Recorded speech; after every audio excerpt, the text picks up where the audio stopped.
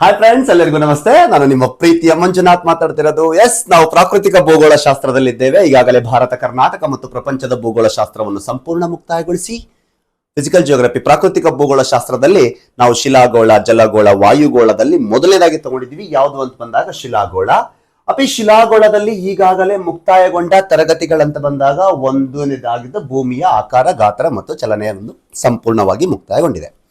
ನಂತರ ಎರಡನೇದು ಭೂಮಿಯ ಅಂತರಾಳಕ್ಕಿಳಿದಿದ್ವಿ. ನಾವು ಅಂತರಾಳವನ್ನ 3 ಭಾಗಗಳ ವಿಭಾಗ ಮಾಡಿ ಕ್ರಸ್ಟ್, ಮ್ಯಾಂಟಲ್, ಕೋರಿನ ಎಲ್ಲಾ ಒಂದು ಮಾಹಿತಿಯನ್ನು ಕಲೆಕ್ಟ್ ಮಾಡಿಕೊಂಡು ಇವತ್ತು ನಾವು 3ನೇ ಅಧ್ಯಾಯ ಮಾತಾಡ್ತಿದೀವಿ. ಪ್ರಿಯ ಸ್ನೇಹಿತರೆ, ಪ್ರಕೃತಿಯಲ್ಲಿ ನೈಸರ್ಗಿಕವಾಗಿ ತನ್ನದೇ ಯಾವುದೇ ನಿರ್ದಿಷ್ಟ ಆಕಾರವನ್ನು ಹೊಂದಿಲ್ಲದೆ ಕಂಡು ಬರ್ತಕ್ಕಂಥ ಶಿಲಾಗೋಳ, ಶಿಲೆ. ನಾವಾಗಾದ್ರೆ ಇವತ್ತು ಶಿಲಾಗೋಳದ ಬಗ್ಗೆ ಅಧ್ಯಯನ ಮಾಡೋಣ. ಹಾಗಾದ್ರೆ ತರಗತಿಯನ್ನ ಪರಿಪೂರ್ಣವಾಗಿ ಕೇಳಿ, ಮಧ್ಯದಲ್ಲಿ ಎಲ್ಲಿ ತರಗತಿಯನ್ನ ನಿಲ್ಲಿಸಬೇಡಿ ಅಂತ ಹೇಳ್ತೀನಿ. ಯಾಕಂತೀನಿ ಅಂತಂದ್ರೆ ನನ್ನ ತರಗತಿಯಲ್ಲಿ ಬರ್ತಕ್ಕಂಥ ಯಾವುದೇ ಸ್ಪರ್ಧಾತ್ಮಕ ಪರೀಕ್ಷೆಯಲ್ಲಿ ಪ್ರಶ್ನೆಗಳು ಮಿಸ್ ಆಗಲ್ಲ. ಪ್ರಿಯ ಸ್ನೇಹಿತರೆ, ಗಮನದಲ್ಲಿಟ್ಟುಕೊಳ್ಳಿ. ಇಡೀ ಕರ್ನಾಟಕದಲ್ಲಿ ಸಂಪೂರ್ಣ ವಿಷಯದ ಕುರಿತು ಚರ್ಚೆ ಮಾಡುತ್ತಿರುವ ಮೊದಲ ಉಪನ್ಯಾಸಕ ನಾನಾಗಿರುತ್ತೇನೆ. ಅದರ ಸರಿಯಾದ ಸದುಪಯೋಗವನ್ನು ಪಡೆದುಕೊಳ್ಳಿ. ಓಕೆ, ಹಾಗಾದ್ರೆ ತರಗತಿಗಳೋಣ. ನಿಮ್ಮ ಎಲ್ಲಾ ಸ್ನೇಹಿತರೊಂದಿಗೆ ಹಂಚಿಕೊಳ್ಳಿ, ತಪ್ಪದೆ ಮರೆಯಬೇಡಿ. ಪ್ರಿಯ ಸ್ನೇಹಿತರೆ, ಪ್ರಿಯ ಸ್ನೇಹಿತರೆ, ನೋಡಿ, ಜ್ಞಾನದ ಹಸಿವು ನಿಮ್ಮದು, ತಣಿಸುವ ಮನ ನಮ್ಮದು, ಶಿಕ್ಷಣ ಉಚಿತ. ಪ್ರಶ್ನೆಗಳು ಸಂಪೂರ್ಣವಾಗಿ ಹೇಳ್ತಾ ಇದ್ದೀನಿ, ಖಚಿತವಾಗಿ ಬಂದೇ ಬರ್ತಾವ. ಪ್ರಿಯ ಸ್ನೇಹಿತರೆ, ಆರ್ಥಿಕವಾಗಿ ಏನಾದರೂ ನನಗೆ ನೀವು ಸಹಾಯ ಮಾಡುವುದು ಅಥವಾ ನನಗೆ ಸಪೋರ್ಟ್ ಮಾಡದೇನಂತ ಇದ್ದರೆ ನೀವು ನನಗೆ ಈ ಒಂದು QR ಕೋಡ್ ಮೂಲಕ ನನಗೆ ನೀವು ಸಹಾಯ ಮಾಡಬಹುದು. ನೋಡಿ, ತರಗತಿಗಳು ಉಚಿತ ಇರ್ತವೆ, ಬಟ್ ಆರ್ಥಿಕವಾಗಿ ಬಲಿಷ್ಠರಿದ್ದವರಿಗೆ ಮಾತ್ರ ಇದನ್ನ ನಾನು ಹೇಳ್ತಾ ಇದ್ದೀನಿ. ಪ್ರಿಯ ಸ್ನೇಹಿತರೆ, ನಿಮ್ಮ ಕೈಲಾದಷ್ಟು ಎಷ್ಟೇ ಆಗಲಿ ನನಗೆ ಸಪೋರ್ಟ್ ಮಾಡಿ ಅಂತ ಹೇಳುತ್ತಾ ಬನ್ನಿ ತರಗತಿಗೆ ಧುಮುಕೋಣ. ಪ್ರಿಯ ಸ್ನೇಹಿತರೆ, ಇವತ್ತು ನಾವು ಮಾತಾಡ್ತಕ್ಕಂಥದ್ದು ಚಾಪ್ಟರ್ 3, ಅದೇ ಶಿಲೆಗಳು, ರಾಕ್ಸ್. ವೆರಿ ಇಂಪಾರ್ಟೆಂಟ್ ಟಾಪಿಕ್ ಪ್ರಿಯ ಸ್ನೇಹಿತರೆ, ದಯವಿಟ್ಟು ಹೇಳ್ತಾ ಇದ್ದೀನಿ, ಯಾರೋ ತರಗತಿಯನ್ನ ಮಿಸ್ ಮಾಡ್ಕೋಬೇಡಿ. ರಾಕ್ಸ್, ಶಿಲೆ. ಸರಿ, ಹಾಗಾದ್ರೆ ಶಿಲೆ ಅಂದ್ರೆ ಏನು? ಪ್ರಕೃತಿಯಲ್ಲಿ ಕಂಡು ಬರ್ತಕ್ಕಂಥ ಒಂದು ನೈಸರ್ಗಿಕವಾಗಿರ್ತಕ್ಕಂಥ ತನ್ನದೇ ನಿರ್ದಿಷ್ಟ ರಾಸಾಯನಿಕ ಸಂಯೋಗ, ಖನಿಜಾಂಶವನ್ನೊಳಗೊಂಡಿರ್ತಕ್ಕಂಥ ಯಾವುದೇ ಆಕಾರವನ್ನು ಹೊಂದಿಲ್ಲದೆ ಇರತಕ್ಕಂಥ ಒಂದು ಘನರೂಪದ ವಸ್ತುವಿಗೆ ನಾವೇನಂತ ಕರಿತೀವಿ ಅಂತಂದ್ರೆ ಶಿಲೆ ಅಂತ ಕರಿತೀವಿ. ಶಿಲೆಯ ಬಗ್ಗೆ ಅಧ್ಯಯನ ಮಾಡಲು ಬಹಳ ಬಾರಿ ಸ್ಪರ್ಧಾತ್ಮಕ ಪರೀಕ್ಷೆಯಲ್ಲಿ ಪ್ರಶ್ನೆ ಕೇಳಿದಾನೆ, ಪೆಟ್ರಾಲಜಿ. ಹೌದಾ? ಪೆಟ್ರೋ ಅಂದ್ರೆ ಶಿಲೆ, ಪೆಟ್ರಾಲಜಿ. ಇಲ್ಲಿ ಶಿಲೆ ಎಂದರೆ ನೋಡಿ, ಭೂಮಿಯ ಹೊರ ಪದರಿನಲ್ಲಿ ನೈಸರ್ಗಿಕವಾಗಿ ಯಾವುದೇ ನಿರ್ದಿಷ್ಟ ಆಕಾರವಿಲ್ಲದೆ ದೊರೆಯುವ, ನೋಡಿ, ಯಾವ್ದಾದ್ರು ನಿರ್ದಿಷ್ಟ ಆಕಾರ ಇರ್ತಾವ, ನಾವು ಆಮೇಲೆ ಅದಕ್ಕೆ ಏನ್ ಕೊಡ್ತೀವಿ, ಆಕಾರವನ್ನು ಕೊಟ್ಟು ವಿವಿಧ ಮೂರ್ತಿಗಳನ್ನ, ಆಮೇಲೆ ಕಟ್ಟಡಗಳ ಸಾಮಗ್ರಿಗಳನ್ನ, ಕಾಮಗಾರಿಕಾ ವಸ್ತುಗಳಿಗೆ ಬೇಕಾಗಿ ಹೀಗೆ ನಾವು ಹಲವಾರು ಪ್ರಕೃತಿಯಲ್ಲಿ ನಾವು ಅದನ್ನು ಬಳಕೆ ಮಾಡ್ಕೊಳ್ತೀವಿ. ನಿರ್ದಿಷ್ಟ ಆಕಾರವನ್ನು ಹೊಂದಿಲ್ಲದೆ ಇರುವ ಒಂದು ಘನರೂಪದ ವಸ್ತುವಾಗಿದೆ. ಇವುಗಳು ವಿವಿಧ ಬಗೆಯ ಭೌತ ದ್ರವ್ಯಗಳಿಂದ ಕೂಡಿದ್ದು, ಅವುಗಳಲ್ಲಿ ಮುಖ್ಯವಾದವುಗಳೆಂದರೆ ಶಿಲೆಗಳು, ಖನಿಜಗಳು ಮತ್ತು ಮಣ್ಣು ಅಂತಂದೇಳಿ ನಾವು ನೋಡ್ಬೋದು. ಪ್ರಿಯ ಸ್ನೇಹಿತರೆ, ಮಣ್ಣು ಟಾಪಿಕ್ ಸಹ ನೋಡೋಣ. ಇವತ್ತು ನಾವು ಮಾತಾಡ್ತಕ್ಕಂಥದ್ದು ಶಿಲೆ. ನಾವು ಈಗಾಗಲೇ ಭೂಮಿಯ ಅಂತರಾಳಕ್ಕೆ ಹೇಳಿದೇವಿ. ಭೂಮಿಯ ಅಂತರಾಳವನ್ನು ಮೊದಲನೇದಾಗಿ ಕ್ರಸ್ಟ್, ನಂತರ ಮ್ಯಾಂಟಲ್, ಆಮೇಲೆ ಕೋರ್. ಶಿಲಾಗೋಳ, ಮಿಶ್ರಗೋಳ, ಕೇಂದ್ರಗೋಳ, ಲಿಥೋಸ್ಪಿಯರ್, ಪೈರೋಸ್ಪಿಯರ್ ಅಂಡ್ ಬ್ಯಾರಿಸ್ಪಿಯರ್ ಅಂತಂದೇಳಿ ನಾವು 3 ಭೂಮಿಯ ಅಂತರಾಳವನ್ನ ನೋಡಿದೀವಿ. ಹೌದಲ್ವಾ? Crust, mantle, core. ಹೀಗೆ ಭೂಮಿಯ ಅಂತರಾಳ ಅಂತ ಬಂದಾಗ ಪ್ರಿಯ ಸ್ನೇಹಿತರೆ, ನಿಮಗೆ ಗೊತ್ತಿಲ್ಲ, ಭೂಮಿಯ ಶಿಲಾಗೋಳದ ಅಂದ್ರೆ ಕ್ರಸ್ಟ್, ಓನ್ಲಿ ಕ್ರಸ್ಟ್, ಈ ಏನಿದೆಯಲ್ಲ ಕ್ರಸ್ಟ್, ಈ ಕ್ರಸ್ಟ್ ಒಳಗಡೆ ಇರ್ತಕ್ಕಂಥ ಪ್ರಮುಖ ಖನಿಜಾಂಶಗಳು ಅಂತ ಬಂದಾಗ ಮೊದಲನೇದಾಗಿ ಯಾವ್ದಾಗತ್ತಂದ್ರೆ ಆಮ್ಲಜನಕ, ಆಕ್ಸಿಜನ್. ನಮ್ಮ ದೇಹದಲ್ಲಿ ಕಂಡು ಬರ್ತಕ್ಕಂಥ ಮೂಲ ವಸ್ತು ಪ್ರಥಮವಾಗಿ ಆಮ್ಲಜನಕನೇ ಆಗುತ್ತೆ. ಅದೇ ರೀತಿ ಭೂಮಿಯ ಅಂತರಾಳದಲ್ಲಿ ಮೊದಲನೇದಾಗಿ ಆಮ್ಲಜನಕ 46% ಅಷ್ಟು ಕಂಡು ಬರುತ್ತೆ. ನಂತರ ಸಿಲಿಕಾನ್ ಕಂಡು ಬರುತ್ತೆ. ಭೂಮಿಯ ಅಂತರಾಳದಲ್ಲಿ ಕಂಡು ಬರ್ತಕ್ಕಂಥ ಅತಿ ಹೆಚ್ಚು ಅಲೋಹವನ್ನು ಕೊಳಗಿರ್ತಕ್ಕಂಥ ಸಿಲಿಕಾನ್ ಇದೆಷ್ಟಿದೆ ಅಂದ್ರೆ 28% ಇದೆ. ಅಲ್ಯೂಮಿನಿಯಂ, ಭೂ ತೊಗಟೆಯಲ್ಲಿ ಕಂಡು ಬರ್ತಕ್ಕಂಥ ಅತಿ ಹೆಚ್ಚು ಲೋಹ ಯಾವ್ದಂದ್ರೆ ಅಲ್ಯೂಮಿನಿಯಂ. ನಂತರ ಕಬ್ಬಿಣ, ಫೆರಸ್ ಬರುತ್ತೆ 6%. ಹೌದಾ? ಇವು 4 ಮಾತ್ರ ಗೊತ್ತಿರ್ಬೇಕು ನಿಮ್ಗೆ. ಯಾಕ ಅಂತಂದ್ರೆ ಪರೀಕ್ಷೆಯಲ್ಲಿ ಇಳಿಕೆ ಕ್ರಮದಲ್ಲಿ ಕೇಳ್ತಾನೆ. ಭೂ ತೊಗಟೆಯಲ್ಲಿ ಕಂಡು ಬರ್ತಕ್ಕಂಥ ಮೂಲ ಧಾತುಗಳನ್ನು ಇಳಿಕೆ ಕ್ರಮದಲ್ಲಿ ಬರೀರಿ ಅಂತ ಬಂದಾಗ ಆಮ್ಲಜನಕ, ಸಿಲಿಕಾನ್, ಅಲ್ಯೂಮಿನಿಯಂ ಮತ್ತು ಕಬ್ಬಿಣ ಅನ್ನೋದು ಗೊತ್ತಿರಬೇಕು. ನಂತರ ಸ್ಥಾನ ಕ್ಯಾಲ್ಸಿಯಂ, ಗಂಧಕ, ಪೊಟ್ಯಾಶ್, ಮ್ಯಾಗ್ನೀಷಿಯಂ ಮತ್ತು ಇತರೆ ಅಂತ ಅದರ್ಸ್ ಅಂತ ಬರುತ್ತೆ. ನಾನು ಮಾತಾಡಿದ್ದೇನು ಕೇವಲ ಭೂತೊಗಟೆಯಲ್ಲಿ ಕಂಡು ಬರ್ತಕ್ಕಂಥ ಮೂಲ ಧಾತುಗಳು ಮಾತಾಡ್ತಾ ಇದ್ದೀನಿ. ಭೂತೊಗಟೆ ಅಂದ್ರೆ ಎಲ್ಲಿಂದ ಎಲ್ಲಿಗೆ?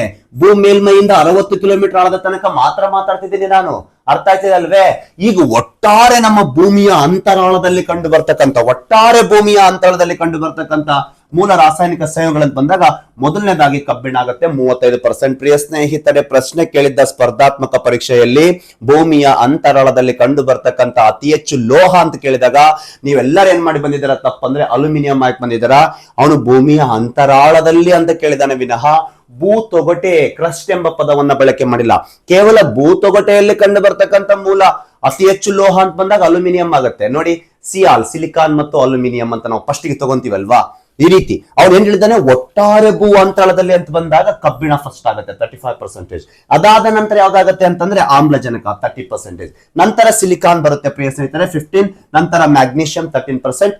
4 ಗೊತ್ತಿರಬೇಕು, ಇದು ಕೇವಲ ಭೂ ತೊಗಟೆಯಲ್ಲಿ ಕಂಡು ಬರುವ, ಇದು ಒಟ್ಟಾರೆ ಭೂ ಅಂತರಾಳದಲ್ಲಿ ಕಂಡು ಬರುವ, ಭೂ ತೊಗಟೆಯಲ್ಲಿ ಮಾತ್ರ ಕಂಡು ಬರ್ತಕ್ಕಂಥ ಅತಿ ಹೆಚ್ಚು ಲೋಹ ಅಲ್ಯೂಮಿನಿಯಂ ನೋಡಿ 8%. ಒಟ್ಟಾರೆ ಭೂ ಅಂತರಾಳದಲ್ಲಿ ಕಂಡು ಬರ್ತಕ್ಕಂಥ ಅತಿ ಹೆಚ್ಚು ಲೋಹ ಅಂತ ಬಂದ ಯಾವ್ದಾಗುತ್ತೆ? ಕಬ್ಬಿಣ 35%. ಕನ್ಫ್ಯೂಸ್ ಆಗ್ಬಾರ್ದ, ಪ್ರಶ್ನೆಗಳನ್ನ ಸರಿಯಾಗಿ ಗಮನವಿಟ್ಟು ಓದಿ ನಂತರ ಆಪ್ಷನ್ ಕಡೆ ಗಮನವಿರಬೇಕು. ಅರ್ಥ ಆಯ್ತಲ್ವಾ? ಈ ರೀತಿ ನಮ್ಮ ಭೂಮಿಯ ಅಂತರಾಳದಲ್ಲಿ ಕಂಡು ಬರ್ತಕ್ಕಂಥ ವಸ್ತುಗಳಾಗಿರ್ತವೆ. ನೋಡಿ, ಈಗ ಭೂ ಮೇಲ್ಮೈಯನ್ನು ರೂಪಿಸಿರುವ 8 ಪ್ರಮುಖ ಧಾತುಗಳಲ್ಲಿ ಮೊದಲನೇದಾಗಿ ಯಾವ್ದಂತ ಬಂದಾಗ ಆಮ್ಲಜನಕ, ನಂತರ ಸಿಲಿಕಾನ್. ಈ 2 ಧಾತುಗಳು 70% ಹೊಂದಿವೆ. ಅದಾದ ನಂತರ ಅಲ್ಯೂಮಿನಿಯಂ 8%, ನಂತರ ಕಬ್ಬಿಣ ಎಷ್ಟು ಬರುತ್ತೆ? 5% ಅಷ್ಟು ಬರುತ್ತೆ. ಹೌದಲ್ವಾ? ಭೂತೊಗಟೆಯಲ್ಲಿ ಭೂ ಮೇಲ್ಮೈ ಅನ್ನುವಂತ ಪದ ಬಳಕೆ ಇದೆ ನೋಡಿ ಭೂತೊಗಟೆಯಲ್ಲಿ.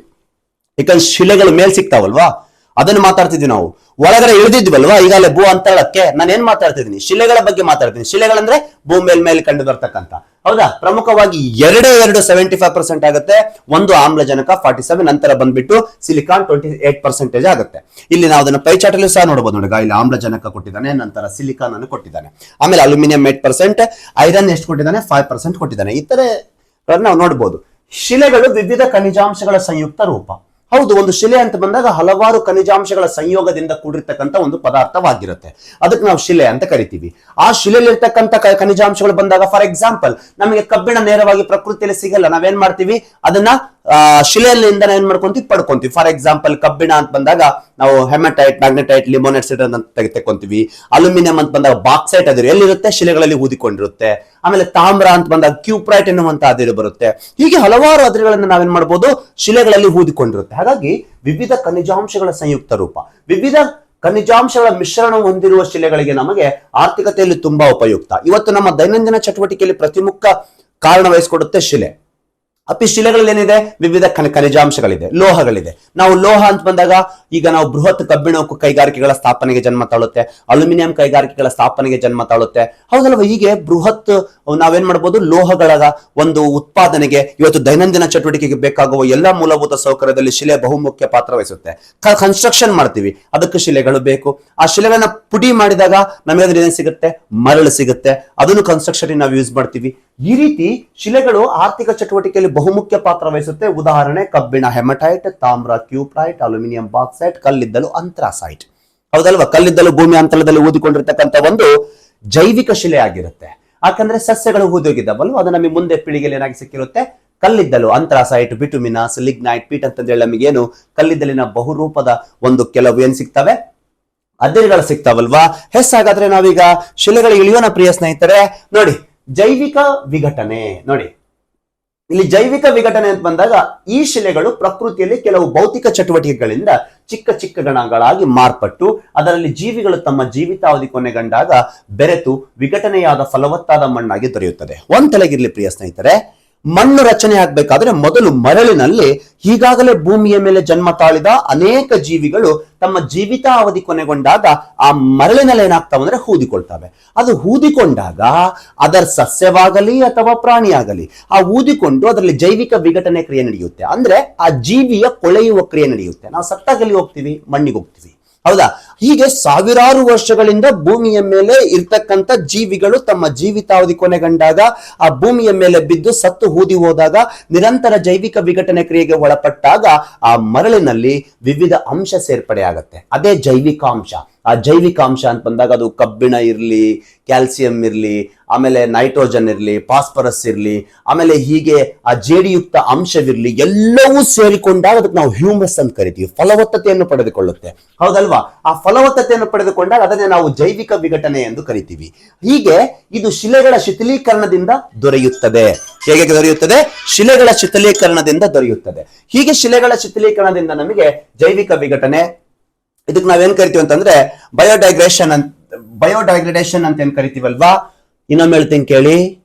ಭೂಮಿಯ ಮೇಲೆ ಇರ್ತಕ್ಕಂಥ ಶಿಲೆಗಳು ಚಿಕ್ಕ ಚಿಕ್ಕ ಕಣಗಳಾಗಿ ಅನೇಕ ಭೌತಿಕ ಚಟುವಟಿಕೆಗಳಿಂದ ಚಿಕ್ಕ ಚಿಕ್ಕ ಕಣಗಳಾಗಿ ಮಾರ್ಪಟ್ಟು, ಆ ಚಿಕ್ಕ ಚಿಕ್ಕ ಕಣಗಳಾಗಿ ಮಾರ್ಪಟ್ಟ ಅದರಲ್ಲಿ ಜೀವಿಗಳು, ಅದು ಸಸ್ಯದಿರಲಿ ಪ್ರಾಣಿ ಇರಲಿ, ತಮ್ಮ ಜೀವಿತಾವಧಿ ಕೊನೆಗೊಂಡಾಗ ಅದರಲ್ಲಿ ಹೂದಿಕೊಂಡು ಆಗಾಲೆ ಅದರಲ್ಲಿರ್ತಕ್ಕಂಥ ಜೈವಿಕ ಅಂಶ ಸೇರಿಕೊಂಡಾಗ ಅದು ಫಲವತ್ತಾದ ನಮಗೆ ಏನಾಗಿ ದೊರೆಯುತ್ತೆ? ಮಣ್ಣಾಗಿ ದೊರೆಯುತ್ತೆ. ಪ್ರಿಯ ಸ್ನೇಹಿತರೆ, ನೋಡಗ ಇಲ್ಲಿ ಸಸ್ಯದ ಒಂದು ಏನಾಗ್ತಾ ಇದೆ?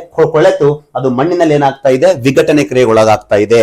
ಹೀಗೆ ನಮಗೆ ಮಣ್ಣು ದೊರೆಯಬೇಕಂದ್ರೆ ಹೀಗೆ ನಾವು ಬಳಕೆ ಮಾಡಿದ ಎಲ್ಲ ಒಂದು ಸಸ್ಯ ಸಂಪತ್ತಿರ್ಲಿ, ಪ್ರಾಣಿ ಸಂಪತ್ತಿರ್ಲಿ, ತರಕಾರಿಯುಕ್ತ ಅಂಶವಿರ್ಲಿ, ಏನೇ ಇರ್ಲಿ, ಅದು ಮಣ್ಣಿನಲ್ಲಿ ಬೆರೆತಾಗ ಅದು ನಮಗೆ ಮಣ್ಣಾಗಿ ದೊರೆಯುತ್ತೆ. ಪ್ರಿಯ ಸ್ನೇಹಿತರೆ, ಇದು ಫಲವತ್ತಾದ ಅಂಶ ಅಂತ ಕರಿತೀವಿ. ಇದರಿಂದ ಒಂದು ಸಸ್ಯ ಬೆಳವಣಿಗೆಗೆ ಬಹುಮುಖ್ಯ ಪಾತ್ರ ವಹಿಸುತ್ತೆ. ಪ್ರಿಯ ಸ್ನೇಹಿತರೆ, ಜೈವಿಕ ವಿಘಟನೆ ಕ್ರಿಯೆ ನಿರಂತರವಾಗಿ ಈ ಒಂದು ಭೂಮಿಯ ಮೇಲೆ ನಡೀತಾ ಇರ್ತಕ್ಕಂಥ ಒಂದು ಪ್ರಕ್ರಿಯೆ. ಹೌದಲ್ವಾ? ಹೀಗೆ ನಾವು ಭೂಮಿಯ ನೋಡಿದಾಗ ಶಿಲೆಗಳಿಂದ ಲೋಹವನ್ನು ಪ್ರತ್ಯೇಕಿಸುವ ಕ್ರಿಯೆಗೆ ನಾವು ಲೋಹೋದ್ಧರಣ ಕ್ರಿಯೆ ಅಂತ ಕರಿತೀವಿ. ಹೌದಾ? ಮೆಟಲರ್ಜಿ ಅಂತ ಕರಿತೀವಿ. ನಮಗೆ ಪ್ರಕೃತಿಯಲ್ಲಿ ನೇರವಾಗಿ ಸಿಗುವ ಲೋಹ ಅಂತ ಬಂದಾಗ ನಿಮಗೆ ಗೊತ್ತು, ಚಿನ್ನ. ಅದಕ್ಕೆ ಮಾನವನಿಗೆ ಪ್ರಥಮ ಪರಿಚಯವಿದ್ದ ಲೋಹ ಚಿನ್ನ. ಬಳಕೆ ಮಾಡಿದ ಲೋಹ ತಾಮ್ರ, ಪರಿಚಯವಿದ್ದ ಲೋಹ ಚಿನ್ನ. ಈ ರೀತಿ ಅದನ್ನು ಹೊರತುಪಡಿಸಿದರೆ ನಮಗೆ ಯಾವುದು? ಪ್ಲಾಟಿನಂ ಪ್ರಕೃತಿಯಲ್ಲಿ ನೇರವಾಗಿ ಸಿಗುತ್ತೆ. ಇವೆರಡು ಹೊರತುಪಡಿಸಿದರೆ ಉಳಿದೆಲ್ಲ ಲೋಹಗಳು ನಮಗೆ ಪ್ರಕೃತಿಯಲ್ಲಿ ನೇರವಾಗಿ ದೊರೆಯುವುದಿಲ್ಲ. ಸರಿ, ಹೇಗೆ ದೊರೆಯುತ್ತೆ? ಶಿಲೆಗಳಲ್ಲಿ ಹೂದಿಕೊಂಡಿರುತ್ತೆ. ಶಿಲೆಗಳಲ್ಲಿ ಹೂದಿಕೊಂಡಿದ್ದನ್ನ ಶಿಲೆಯನ್ನು ತೆಗೆದುಕೊಂಡು ಬಂದು ನಾವು ಕೈಗಾರಿಕಾ ಕ್ಷೇತ್ರದಲ್ಲಿ ಅದನ್ನ ಅತಿ ಹೆಚ್ಚು ಉಷ್ಣಾಂಶವನ್ನು ನೀಡಿದಾಗ ಅದು ದ್ರವೀಕರಣಗೊಂಡಾಗ, ಕರಗಿದಾಗ, ಆ ಕರಗಿದ ಎಲ್ಲ ಅಂಶವನ್ನು ಒಂದರಲ್ಲಿ ಹಾಕಿದಾಗ ಅದು ಒಳಗಡೆ ಹಾಕಿದಲ್ಲಿ ನಾವು ಮೆಟಲ್ ಮತ್ತು ನಾನ್ ಮೆಟಲ್ ಅನ್ನ ಸಪರೇಟ್ ಮಾಡ್ತೀವಿ. ಇದಕ್ಕೆ ನಾವೇನ್ ಕರಿತೀವಿ ಅಂತಂದ್ರೆ ಮೆಟಲರ್ಜಿ ಅಂತ ಕರಿತೀವಿ. ಇದು ಶಿಲೆಯಲ್ಲಿ ಊದಿಕೊಂಡಿರ್ತಕ್ಕಂಥ ಲೋಹವನ್ನು ಹೊರತೆಗೆಯುವ ಒಂದು ಪ್ರಕ್ರಿಯೆಗೆ ಲೋಹೋದ್ಧರಣ ಕ್ರಿಯೆ ಅಂತ ಕರಿತೀವಿ. ಏನ್ ಕರಿತೀವಿ? ಲೋಹೋದ್ಧರಣ ಕ್ರಿಯೆ ಅಂತ ಕರಿತೀವಿ. ಪ್ರಿಯ ಸ್ನೇಹಿತರೆ, ಎಸ್, ಹಾಗಾದ್ರೆ ನಾವು ಈಗ ಶಿಲೆಗಳಿಗೆ ನೇರವಾಗಿ ಹೇಳದೆ ಬಿಡೋಣ. ಶಿಲೆಗಳು ಅಂತ ಬಂದಾಗ ನಾವು ಅದು ಪ್ರಕೃತಿಯಲ್ಲಿ 3 ಭಾಗಗಳಾಗಿ ವಿಭಾಗ ಮಾಡ್ತೀವಿ. ಒಂದು ಅಗ್ನಿಶಿಲೆ, ಇಗ್ನೇಷಿಯಸ್ ರಾಕ್. 2 ಪದರ ಶಿಲೆ, ಸೆಡಮೆಂಟರಿ ರಾಕ್. 3 ರೂಪಾಂತರ ಶಿಲೆ, ಮೆಟಾಮಾರ್ಫಿಕ್ ರಾಕ್ ಅಂತೇಳಿ ನಾವು ಶಿಲೆಗಳನ್ನ 3 ಭಾಗಗಳಾಗಿ ವಿಭಾಗ ಮಾಡ್ತೀವಿ. ಅದರಲ್ಲಿ ಮೊದಲನೇದಾಗಿ ಅಗ್ನಿಶಿಲೆ, ರಾಸಾಯನಿಕ ಸಂಯೋಗದ ಆಧಾರದ ಮೇಲೆ ಮತ್ತು ಶಿಲಾಪಾಕಗಳ ಘನ ವಿಭಜನೆಯ ಆಧಾರದ ಮೇಲೆ 2 ಭಾಗಗಳಾಗಿ ನಾವು ಅಗ್ನಿಶಿಲೆಯನ್ನ ಮಾಡ್ತೀವಿ. ನೋಡೋಣ, ಪ್ರತಿಯೊಂದು ನೋಡ್ಕೊಂತ ಹೋಗೋಣ. ಕೇಳಿ, ಇಲ್ಲಿ ರಾಸಾಯನಿಕ ಸಂಯೋಜನೆ ಆಧಾರದ ಮೇಲೆ ಅಂತ ಬಂದಾಗ ಅದ್ರಲ್ಲಿ ಇರ್ತಕ್ಕಂಥ ಸಿಲಿಕಾನ್ ಯುಕ್ತ ಅಂಶವನ್ನು ಆಧಾರವಾಗಿಟ್ಟುಕೊಂಡು ಆಮ್ಲೀಯ ಮತ್ತು ಪ್ರತ್ಯಾಮ್ಲೀಯ ಅಂತ 2 ಭಾಗ. ಶಿಲಾಪಾಕದ ಘನ ವಿಭಜನೆ ಆಧಾರದ ಮೇಲೆ ಅಂತ ಬಂದಾಗ ಭೂಮಿಯ ಅಂತರಾಳದಲ್ಲಿರ್ತಕ್ಕಂಥ ಶಿಲಾಪಾಕ, ಮ್ಯಾಗ್ಮಾ, ಮೇಲೆ ಬಂದ್ರೆ ಲಾವಾ, ಅದೇ ಜ್ವಾಲಾಮುಖಿ. ಅಂತರಾಳದಲ್ಲಿರ್ತಕ್ಕಂಥ ಶಿಲಾಪಾಕ ಭೂಮಿ ಮೇಲ್ಮೈ ಚಲಿಸಿ ಬರಬೇಕಾದ್ರೆ ಅದು ತನ್ನ ಆಂತರಿಕ ಒತ್ತಡದ ಶಕ್ತಿಯ ಆಧಾರದ ಮೇಲೆ ವಿವಿಧ ಹಂತಕ್ಕೆ ತಲುಪುತ್ತೆ. ವಿವಿಧ ಹಂತಕ್ಕೆ ಅಂದ್ರೆ ಸಂಪೂರ್ಣ ಭೂಮಿ ಮೇಲ್ಭಾಗದಲ್ಲಿ ಪ್ರಕೃತಿಯಲ್ಲಿ ಬಂದು ವಾತಾವರಣದಲ್ಲಿ ಬಂದರೆ ಅದು ಬಹಿಸ್ಸರಣ. ಸಂಪೂರ್ಣ ಮೇಲೆ ಬರದೆ ಅದು ತನ್ನ ಆಂತರಿಕ ಒತ್ತಡದಲ್ಲಿ ಶಕ್ತಿ ಕಡಿಮೆ ಇದ್ದಾಗ ಭೂಮಿಯ ಅಂತರಾಳದಲ್ಲೇ ಉಳಿದುಕೊಂಡರೆ ಅಂತಃಸರಣ, ಅಥವಾ 2ರ ಮಧ್ಯೆ ಇದ್ದರೆ ಮಧ್ಯಂತರ ಶಿಲೆ ಅಂತ ಮಾಡ್ತೀವಿ, ಅಗ್ನಿಶಿಲೆ. ನೋಡೋಣ, ಅಗ್ನಿಶಿಲೆ ಅಂದ್ರೆ ಏನು? ಅಗ್ನಿಶಿಲೆ ಯಾಕೆ ಬಹಳ ಚೆನ್ನಾಗಿರ್ತಕ್ಕಂಥ ಟಾಪಿಕ್ ಪ್ರಿಯ ಸ್ನೇಹಿತರೆ, ಅದಕ್ಕೆ ಸಂಪೂರ್ಣವಾದ ತರಗತಿಯನ್ನ ಕೇಳಿ. ಅಗ್ನಿಶಿಲೆ ನೋಡೋಣ. ನಂತರ ಪದರ ಶಿಲೆಯನ್ನ ನಾವು ಮತ್ತೆ ಹಲವು ಭಾಗಗಳ ವಿಭಾಗ ಮಾಡ್ತೀವಿ. ಭೌತಿಕ ಕ್ರಿಯೆ, ರಾಸಾಯನಿಕ ಕ್ರಿಯೆ, ಜೀವಿಗಳಿಂದ ದೊರೆಯುವ ಜೀವಾಶೇಷ ಶಿಲೆಗಳು ಅಂತ ನೋಡಿದಾಗ ಇಲ್ಲಿ ಭೌತಿಕ ಚಟುವಟಿಕೆ ಮರಳುಮಯ ಮತ್ತು ಮೃಣ್ಮಯ ಅಂತ ಬರುತ್ತೆ. ಮರಳುಮಯ ಅಂತ ಬಂದ್ರೆ ಅಧಿಕ ದೊಡ್ಡ ಕಣಗಳಿಂದ ಕೂಡಿದ ಕಣಗಳು. ಮೃಣ್ಮಯ ಅಂತ ಬಂದ್ರೆ ಜೇಡಿ ಅಂಶದಿಂದ ಕೂಡಿದ ಕಣಗಳು. ಭೌತಿಕ ಕ್ರಿಯೆ ನಿರಂತರವಾಗಿ ಪ್ರಕೃತಿ ನಡೆಯುವ ಕೆಲವು ಭೌತಿಕ ಚಟುವಟಿಕೆ. ನೋಡೋಣ ಏನಂತ ಹೇಳ್ತೀನಿ ನಾನು. ರಾಸಾಯನಿಕ ಕ್ರಿಯೆಯಿಂದ, ರಾಸಾಯನಿಕ ಅಂತ ಬಂದಾಗ ಸಮುದ್ರ ಸಾಗರದಲ್ಲಿರುವ ವಿವಿಧ ಲವಣಾಂಶಗಳ ಸಂಯೋಗದಿಂದ ರಚನೆಯಾಗುವ ಶಿಲೆಗಳು ರಾಸಾಯನಿಕ ಸಂಯೋಗ. ಜೀವಾವಶೇಷ ನಿರ್ಮಾಣ ಶಿಲೆಗಳು ಅಂತ ಬಂದಾಗ ಚೂರ್ಣಾದಿತ್ಯ ಶಿಲೆಗಳು, ಕ್ಯಾಲ್ಸಿಯಂ ಕಾರ್ಬೋನೇಟ್ ಇಂದ ಜೀವಿಗಳಿಂದ ದೊರೆಯುವ ಶಿಲೆಗಳು. ಇಂಗಾಲಾದಿತ್ಯ ಶಿಲೆಗಳು ಅಂದ್ರೆ ಎಕ್ಸಾಂಪಲ್ ಅಂತ ಬಂದಾಗ ಯಾವ್ದಂತ ಬಂದಾಗ ಈ ಕಲ್ಲಿದ್ದಲು, ಇದಕ್ಕೆ ಎಕ್ಸಾಂಪಲ್ ಬಂದಾಗ ಶಂಕುಗಳು, ಹವಳಗಳು, ಕಪ್ಪೆಚ್ಚು. ನೋಡೋಣ, ಇದು ಕ್ಯಾಲ್ಸಿಯಂ ಕಾರ್ಬೋನೇಟ್, ಇದು ಇಂಗಾಲ ಆಗ್ತಾ ಶಿಲೆಗಳಾಗಿರ್ತವೆ. ಜೀವಾಶೇಷಗಳು, ಜೀವಿಗಳಿಂದ ದೊರೆತವೆ ಶಿಲೆಗಳು. ನೋಡೋಣ, ರೂಪಾಂತರ ಶಿಲೆಗಳು. ಭೂಮಿಯ ಮೇಲೆ ರಚನೆಯಾದ ಅಗ್ನಿಪದರ ಶಿಲೆಗಳು ಆಂತರಿಕ ಒತ್ತಡದಿಂದ, ಉಷ್ಣಾಂಶದಿಂದ ಅದು ತಮ್ಮ ರೂಪವನ್ನು ಬದಲಾಯಿಸಿಕೊಂಡು ಬೇರೆ ರೂಪವನ್ನು ಪಡೆಯುವುದಕ್ಕೆ ನಾವು ರೂಪಾಂತರ ಶಿಲೆಗಳನ್ನು ಕರಿತೀವಿ. ಹೀಗೆ ಶಿಲೆಗಳಲ್ಲಿ 3 ವಿಧ: ಅಗ್ನಿಶಿಲೆ, ಪದರ ಶಿಲೆ, ರೂಪಾಂತರ ಶಿಲೆ. ಬನ್ನಿ ಹಾಗಾದ್ರೆ ನೋಡೋಣ ಪ್ರಿಯ ಸ್ನೇಹಿತರೆ. ಮೊದಲನೇದಾಗಿ ಅಗ್ನಿಶಿಲೆ. ಪ್ರಿಯ ಸ್ನೇಹಿತರೆ, ಶಿಲೆಗಳ ರಚನೆಯ ಆಧಾರದ ಮೇಲೆ ನಾವು ಅವುಗಳನ್ನು 3 ಮುಖ್ಯ ವಿಧಗಳಾಗಿ ವಿಭಾಗ ಮಾಡಿದ್ವಿ: ಅಗ್ನಿಶಿಲೆ, ಪದರ ಶಿಲೆ, ರೂಪಾಂತರ ಶಿಲೆ. ಇಲ್ಲಿ ನಾನು ಕೊಟ್ಟಿದ್ದೀನಿ ಅಗ್ನಿಶಿಲೆ, ಸೆಡಿಮೆಂಟರಿ ರಾಕ್, ಮೆಟಮಾರ್ಫಿಕ್ ರಾಕ್. ಬನ್ನಿ ಹಾಗಾದ್ರೆ, ಬನ್ನಿ ಮೊದಲನೇದಾಗಿ ತೆಗೆದುಕೊಳ್ಳೋಣ ಅಗ್ನಿಶಿಲೆ. ಕೇಳಿ, ಇಗ್ನೇಷಿಯಸ್ ರಾಕ್. ಆಂಗ್ಲ ಭಾಷೆಯಲ್ಲಿ ನಾವು ಇದನ್ನ ಇಗ್ನೇಷಿಯಸ್ ರಾಕ್ ಎಂದು ಕರೆಯುತ್ತೇವೆ. ಇದು ಲ್ಯಾಟಿನ್ ಭಾಷೆಯ ಇಗ್ನಸ್ ಎಂಬ ಪದದಿಂದ ಬಂದಿದೆ. ಲ್ಯಾಟಿನ್ ಭಾಷೆಯಲ್ಲಿ ಇಗ್ನಸ್ ಎಂದರೆ ಅಗ್ನಿ ಎಂದರ್ಥ. ಅದು ಸಂಸ್ಕೃತದಲ್ಲಿ, ಕನ್ನಡದಲ್ಲಿ ಬೆಂಕಿ ಎಂದರ್ಥ. ಯಾಕೆ ಇದನ್ನ ಇಗ್ನೇಷಿಯಸ್ ರಾಕ್ ಎಂದು ಕರೆಯುತ್ತಾರೆ ಅಂದರೆ, ಪ್ರಿಯ ಸ್ನೇಹಿತರೆ ನಿಮಗೆ ಗೊತ್ತಿರಲಿ, 1 ನಿಮಿಷ.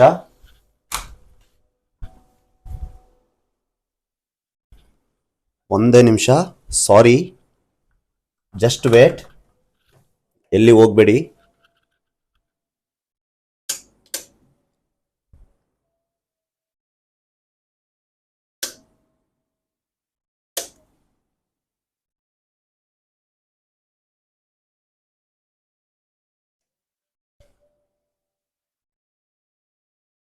ಸ್ವಲ್ಪ ಕರೆಂಟ್ ಪ್ರಾಬ್ಲಮ್ ಇದೆ, 2 ನಿಮಿಷ, ಸಾರಿ. ಮಧ್ಯದಲ್ಲಿ ರೀತಿ ಆದರೆ ದಯಮಾಡಿ ಕ್ಷಮಿಸಿ ಅಂತ ಹೇಳುತ್ತಾ ತರಗತಿಯನ್ನು ಮುಂದುವರಿಸುತ್ತೇನೆ. ನಡುವೆ ಯಾರು ಎಲ್ಲಿ ಹೋಗಬೇಡಿ.